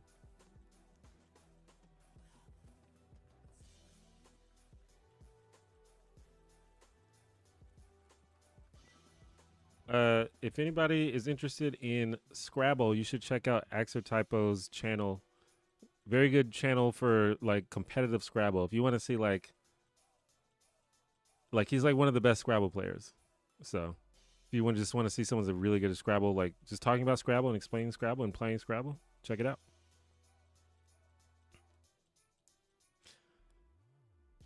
Cowboy Bebop's my favorite too. Cool.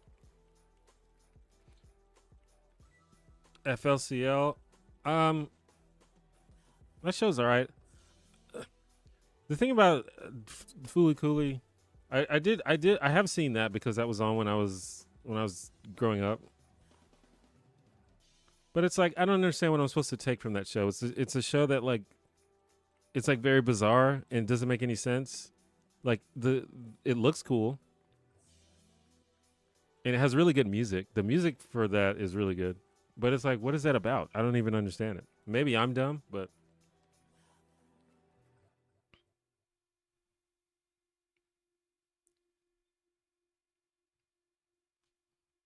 did you like the Netflix live action version of Cowboy Bebop? Not really. I didn't. I mean, I didn't see all of it, but from what I saw, I was like, this. It just, I don't know, it didn't sit right with me.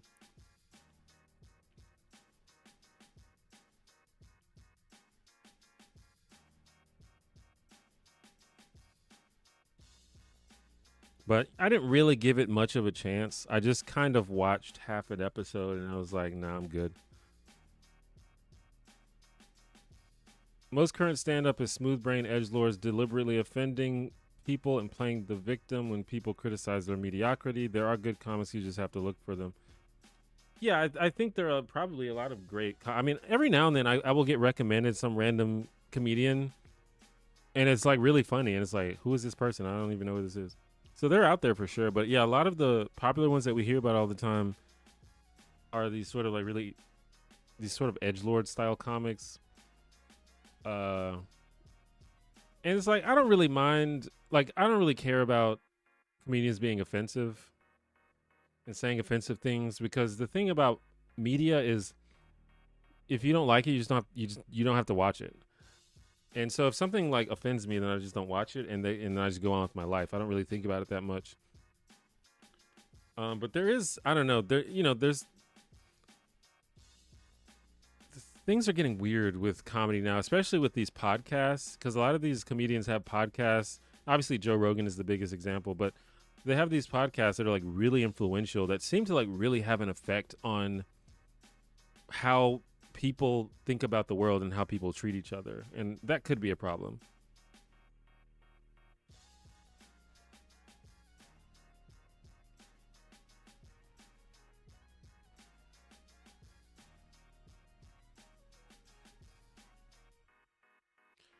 Happy to catch you live, but it's 3 a.m. here, so good night. But my last words have to be highly recommend Black Books, the best comedy sitcom I've ever watched. Interesting. I've actually never heard of that, but yeah, I need to watch more British sitcoms for sure. And it's honestly, it's not 3 a.m. here, but it is getting late here, so I'm probably going to end the stream and within the next 30 minutes or so. Plus, I have a few things to do. Speaking of football, I've got to get my apartment together because I am hosting for the game tomorrow, which is at 11 a.m. I hate the morning games because I actually have to wake up.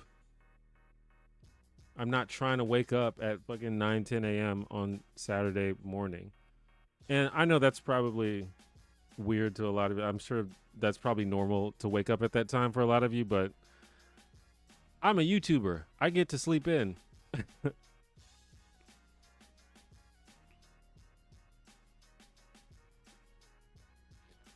uh Ibdo Bell, thank you for the $2. Getting about that time for a social media detox. I mean, I 100% feel that. I'm yeah, I don't really look at I barely honestly look at social media that much these days, except like I'm on Facebook a lot because Messenger is like the main way that I keep in touch with my friends. And so I see a lot of stuff on Facebook, but I don't look at like Blue Sky or Threads or Twitter. I'm on Reddit a decent amount, but Reddit is okay if you just stick to the right subreddits.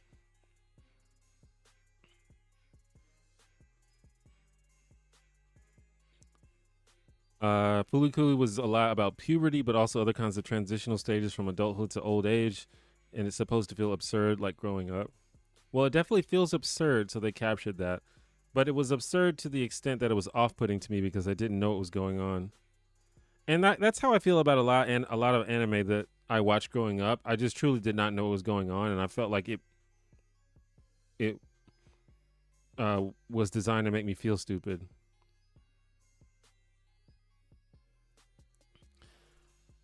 What's up, Fredster? How do you continue making content and not let the social political state of the world get to you? May or may not be dealing with this right now. Um, I think that you need to have sources of joy in your life that are not related to social media, because it's not like I don't think it's correct to be like I need to ignore what's going on in the world and I need to remain happy even when bad things are happening. I don't think that's the solution, but you need to have something that you can fall back on, Like even when things are sad or bad, I know that I still get to like play D&D with my friends on Sundays and that makes me happy. So I still have a reason to be happy in my life, things like that. Um and I still, the videos that I make, I don't make videos about politics anymore, so I don't have to worry about being sad when I'm making my content. But when I'm like, diving into my content, I feel good. I feel happy. I feel like I have fun making content about sitcoms and TV shows, and that brings me joy. So I think you just have to have something that brings you joy um in your life. And, get off the internet every now and then, touch grass, get off social media. Social media is bad. Uh go look at a sunset, Go go to a museum. Go go go watch a stage play. Go get off the internet and find some joy. That's what I would say. Did you watch X-Men 97? If so, what did you think? I watched like 2 episodes. I need to catch up, but it does seem pretty good, and I think a lot of people, like pretty much everyone, says it's good. So that's yeah. I need to finish that. There's so many things to watch, man. How do you keep up with everything?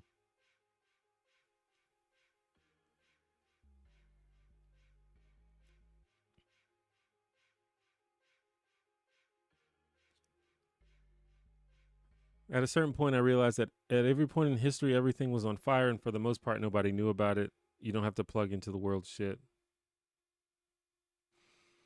Yeah, I think for me, it's a very weird form of cognitive dissonance when you grow up in a country like the United States, which I don't even think, uh, you know, a lot of you don't live in the United States, but obviously what happens here affects you and affects the world.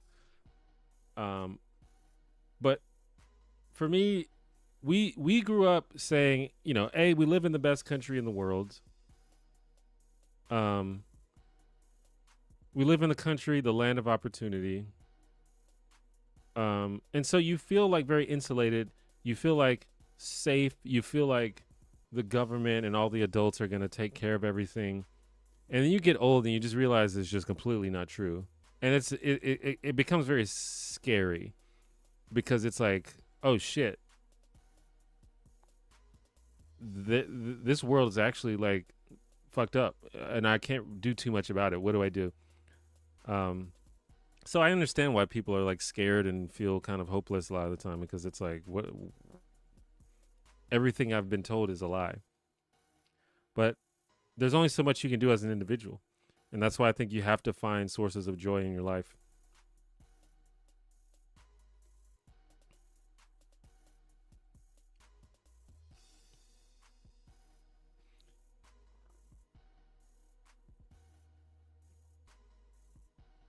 Not that you should behave badly, but live your own life as well as you can, and think about the things in your local community that you can improve. Anything beyond that is mostly a waste of time.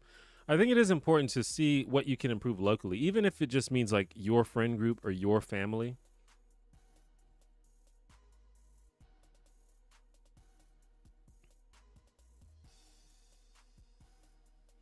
Music makes me happy and I want to make more of it. Absolutely. Having a hobby, I think, is really important. Something that genuinely brings you joy, especially if it's a creative hobby, something that like is like a creative outlet. I think that's good. I think journaling is really good too. It's something I've been trying to do more, or just having some way to express yourself. I think is really good because I think what happens is we don't let ourselves feel our feelings. Like I understand, like I when I say like you should have a source of joy, I don't mean that in a way to say you should distract yourself. I just think that you need to have a balance. You can't just be feeling negative all the time. But I think it is important to feel your feelings. Like if you're upset and you're angry, feel those feelings and find a way to express them, if you can.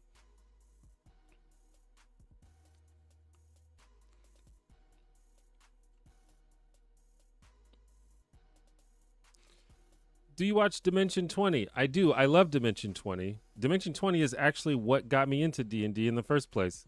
If so, what was your favorite campaign? My favorite campaigns were Unsleeping City and Starstruck, a Starstruck Odyssey. Those are my two favorites.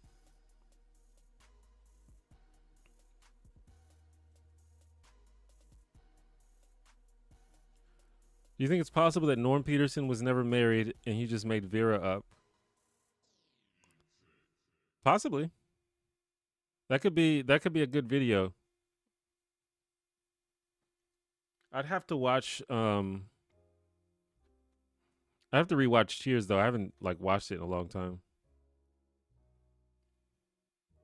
Thoughts on anarchism? What's your affiliation? My affiliation? I'm not exactly sure what you mean. I think anarchism is interesting. I wouldn't describe myself as an anarchist, and there are some things about anarchism that I don't quite understand. Um, but it's interesting. I don't really like the question, what's your political affiliation? I think it's a little too broad. And I think when you give an answer to that, it automatically, people start to assume things about you that may or may not be true, just depending on the label that you choose. I would much more prefer specific questions about, worldview, policy, things like that.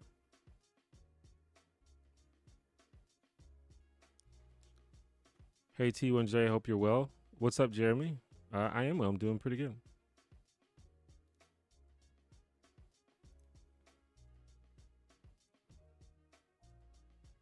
Completely agree with creative hobbies. Sewing while watching the stream. Exactly.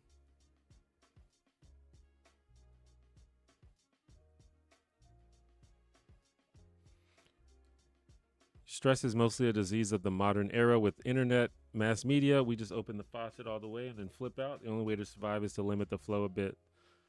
Yeah, basically. I mean, yeah, we social. That's what social media is bad. I truly and honestly believe that social media was a mistake. Um, Social media rewards people for being toxic, and so that's what mostly that's most like if you're a terminally online person like myself, um 99% of what you see when go on your device is negativity and toxicity and controversy. So and that's just not good for you. So you have to like take the initiative to limit that kind of stuff.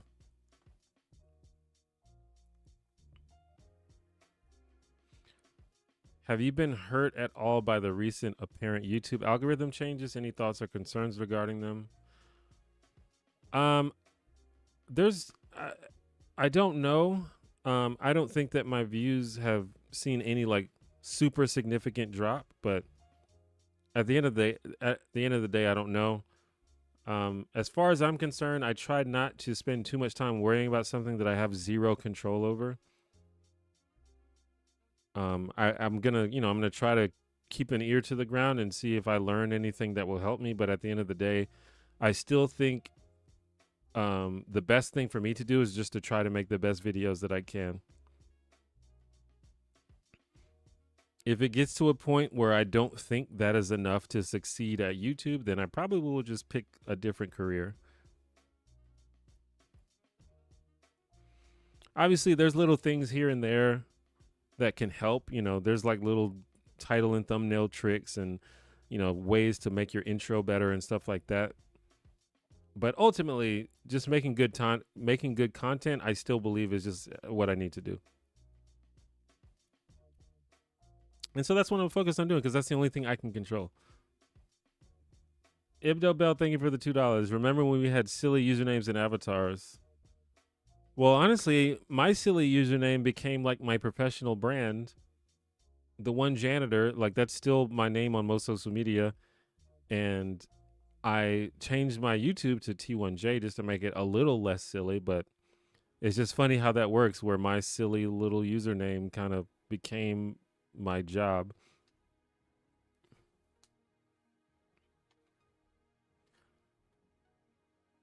If you had to pick one popular sitcom to never exist, what would it be and why? I don't really desire I don't have that. I think everything is deserves to exist. That's fine.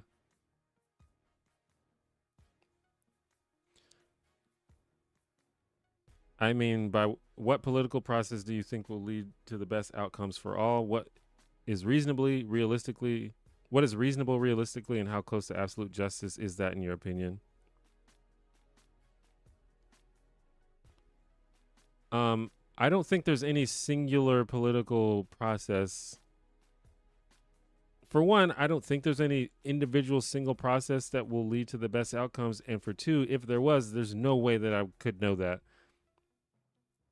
There's no way that anyone could know that until we try it, honestly. Um, Also, I get it. People are very reactive to labels. I'm chill though. Trust me. I lean anarchist because I'm skeptical of the state and believe power corrupts, but could support some state projects. Almost certainly the best solution, or at least I can't say almost certainly, but I would assume that the best solution would be a combination of ideas from a lot of different theories and a lot of different philosophies. But we will never know until we try something.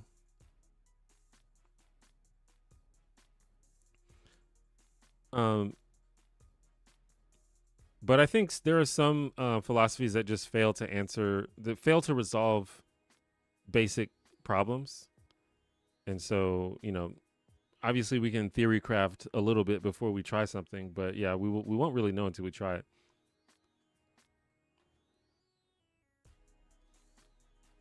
Um,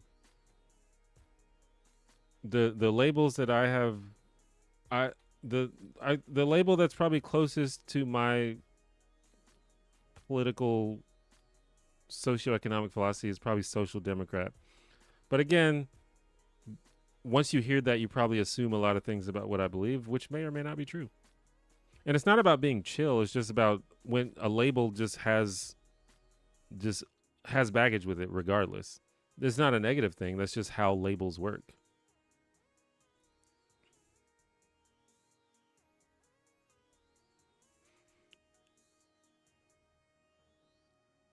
Like if I say I'm a brony, that automatically is going to pop a whole bunch of things in your head.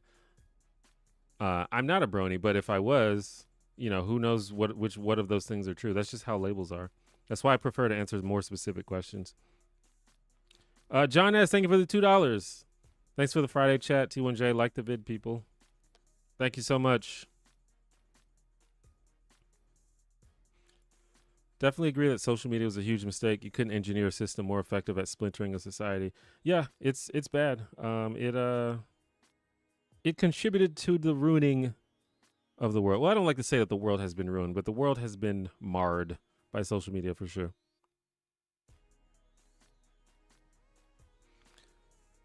No, I didn't mean things shouldn't exist. I just meant if you had to choose, like in a gamey would you rather way. I mean, I don't. I just don't. I don't have an answer. If you want to, like, if it's just a fun way to ask me to name a sitcom that I don't like, then sure. A sitcom that I don't like is Two Broke Girls. That show is so not funny to me, and it's kind of disturbing to me how not funny it is. But I don't think it shouldn't exist. I think it's fine that it exists, and people like it. Some people like it. It had several seasons, which makes me think it had some kind of an audience.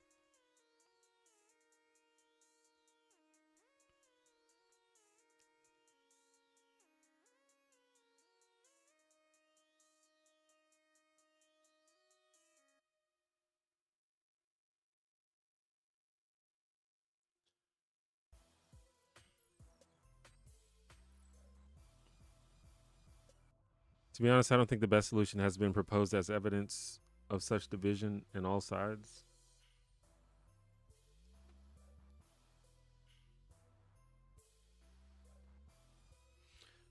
Yeah, I mean there are a lot of things. It's just hard to even talk about because at least in America, we're not even trying anything. We're not even trying to improve.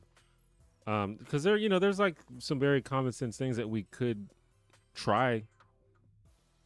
Like getting rid of lobbying and gerrymandering and things like that are clearly anti-democratic and stuff like that. But we don't even do it. We don't even try it.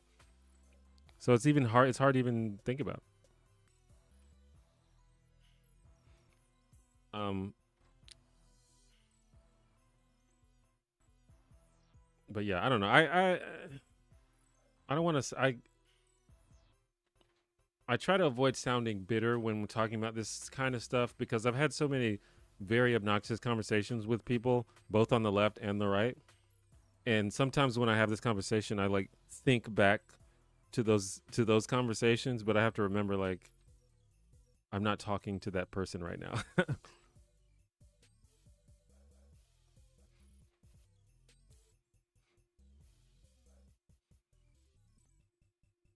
Resentment, self pity, and worry will make all your problems infinitely worse. If you learn to lay off those things, you will become a better person. Wish it hadn't taken me so long to learn that. Uh, I agree with that. Yeah.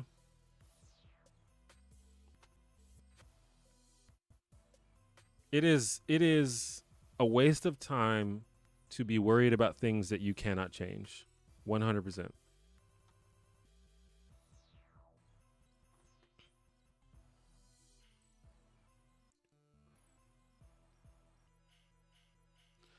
It's interesting. I have a friend who is a diehard believer that social media is a force for good. For example, it was a major vector for people to plan and find community during the BLM protests. Yeah, I don't think that social media is all bad, but I do think it is more bad than good. It's a net I think it's a net bad. But yeah, I mean, you can find I mean, there's a world where social media could be good. I just don't think we live in that world.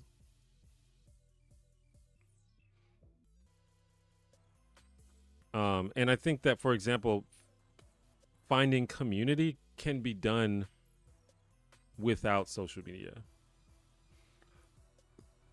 Um, because I mean, the internet is still useful for connecting people in different ways. And when I say social media, I'm mostly thinking of the major platforms like Twitter style platforms, Facebook, maybe even Reddit to a certain extent. But I don't know. And you can maybe argue that, and honestly, with social media, I'm mostly talking about like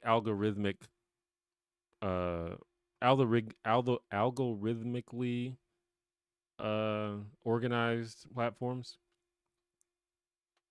which technically was a choice by the people who own those platforms. They didn't have to design their algorithms to reward toxicity. That's just what they determine will make them the most money.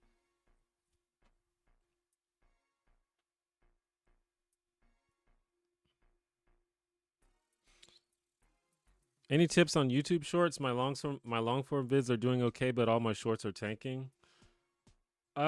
Shorts. I'm still sort of figuring out shorts. I don't really consider myself an expert on shorts. I think with shorts, the main thing that I've learned is it needs to start out with a visual and a line that is very striking and needs to stop people in their tracks. Because people are kind of scrolling, so you need to stop them in their tracks with something interesting.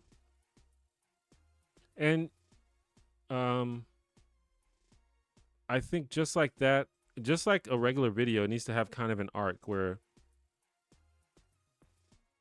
it like builds tension and then has a payoff at the end. But that's just kind of the basics that I've learned. I don't really think that I've mastered it yet. I'm currently doing some experiments with shorts.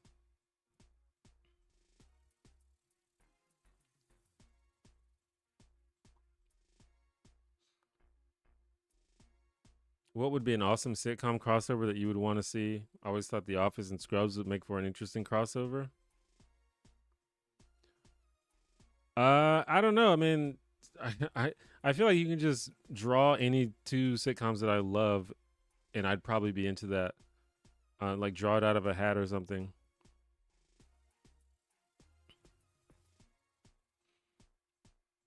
Like I'm very surprised they didn't do like a 30 Rock Office crossover or like a 30 Rock Parks and Rec crossover. Although I don't know if those were actually on at the same time. Maybe the last year of 30 Rock. That would have been cool though.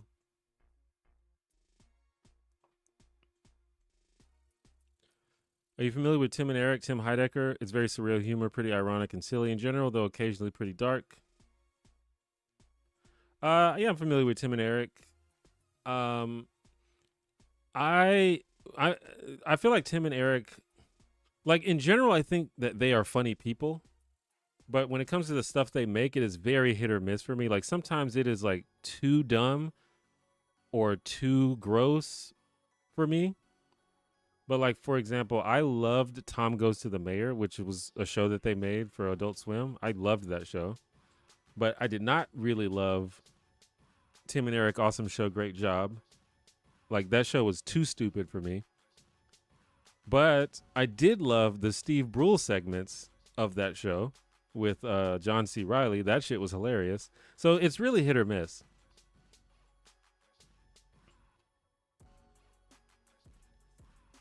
Speaking of Tim Heidecker, ContraPoints was on Tim Heidecker's podcast not too long ago, which is just a weird crossover that I never thought I would see.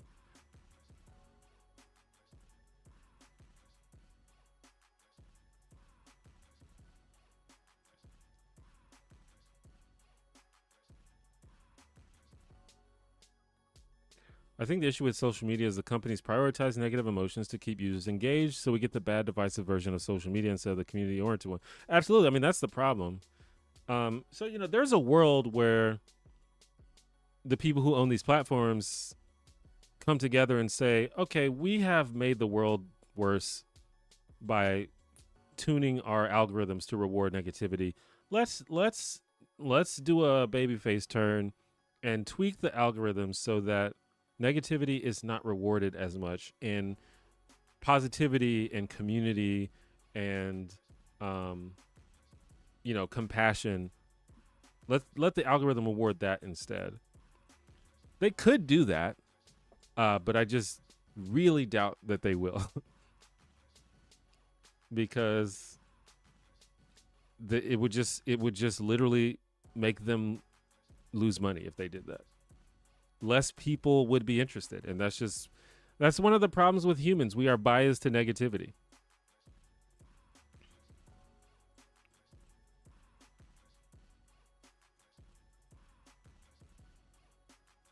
That's why I really admire public figures and content creators who have found a way to make content and to participate in media while still being positive.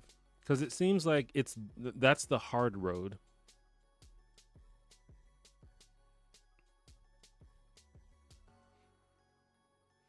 Like whenever I think of the people that I admire the most, it's always the people who are positive and kind, and sort of have those things as values. I'm not immune to the negativity thing too. Like when I watch, if I watch like a conservative getting dunked on, I get the same dopamine rush that everybody else gets, even though it's probably not making the world better. But so it's kind of harder sometimes to lean towards positivity. But uh, I try to be positive personally, because that's the people that I want to emulate are always the people who do that.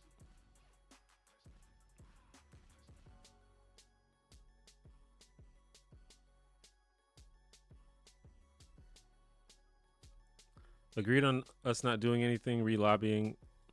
My take is that hyper consumerism is today's opiate of the masses, like opium was.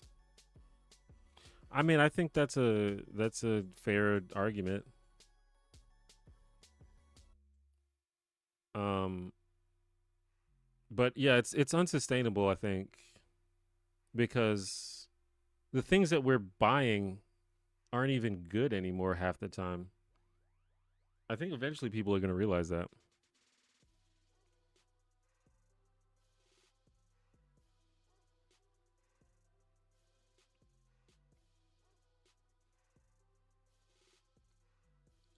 I've always wanted to see the It's Always Sunny gang go head to head with the Trailer Park Boys to see who could out scheme the other.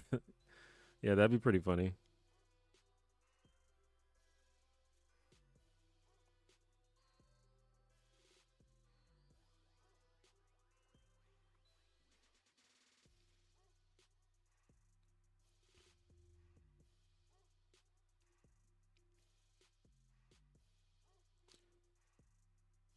I get the Tim and Eric opinion. I think you would like his podcast, less gross in general, very funny. Yeah, I've listened to his podcast a few times. Tim Heidecker actually came. I don't know if he was on tour or something, but he came to my city. I didn't see him though, but a bunch of my friends went to see him. They said it was good. Um, he has political guests semi frequently. They are left politically. Yeah, yeah. He seems like a pretty level headed guy.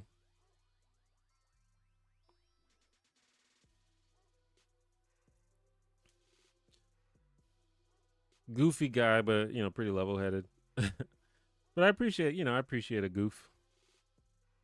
I think a house crossover with Tom Goes to the Mayor would be effing hilarious. Yeah, I mean that's not a crossover I would have ever thought of, but I haven't seen Tom Goes to the Mayor in a while. I need to watch it again. I really like that show.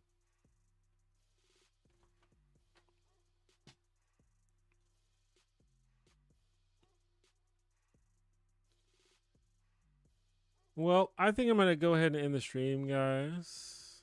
I got a few things to do before I go to bed. Plus, I gotta pee real bad. Also, I'm a little bit hungry. So this seems like a good time. Thanks everybody for coming to check out the stream as always. If you don't know, I've been pretty consistent, and I think I can say this now. I stream every Friday at 6 p.m. Central Time. So mark your calendars. I've been pretty consistent for the last like 2 months, so I think we finally got a schedule for the stream. I've been saying this for a while, but at some point, I want to go from streaming 1 day a week to 2 days a week, but I have to find the best time to do that. But just keep an eye out for that.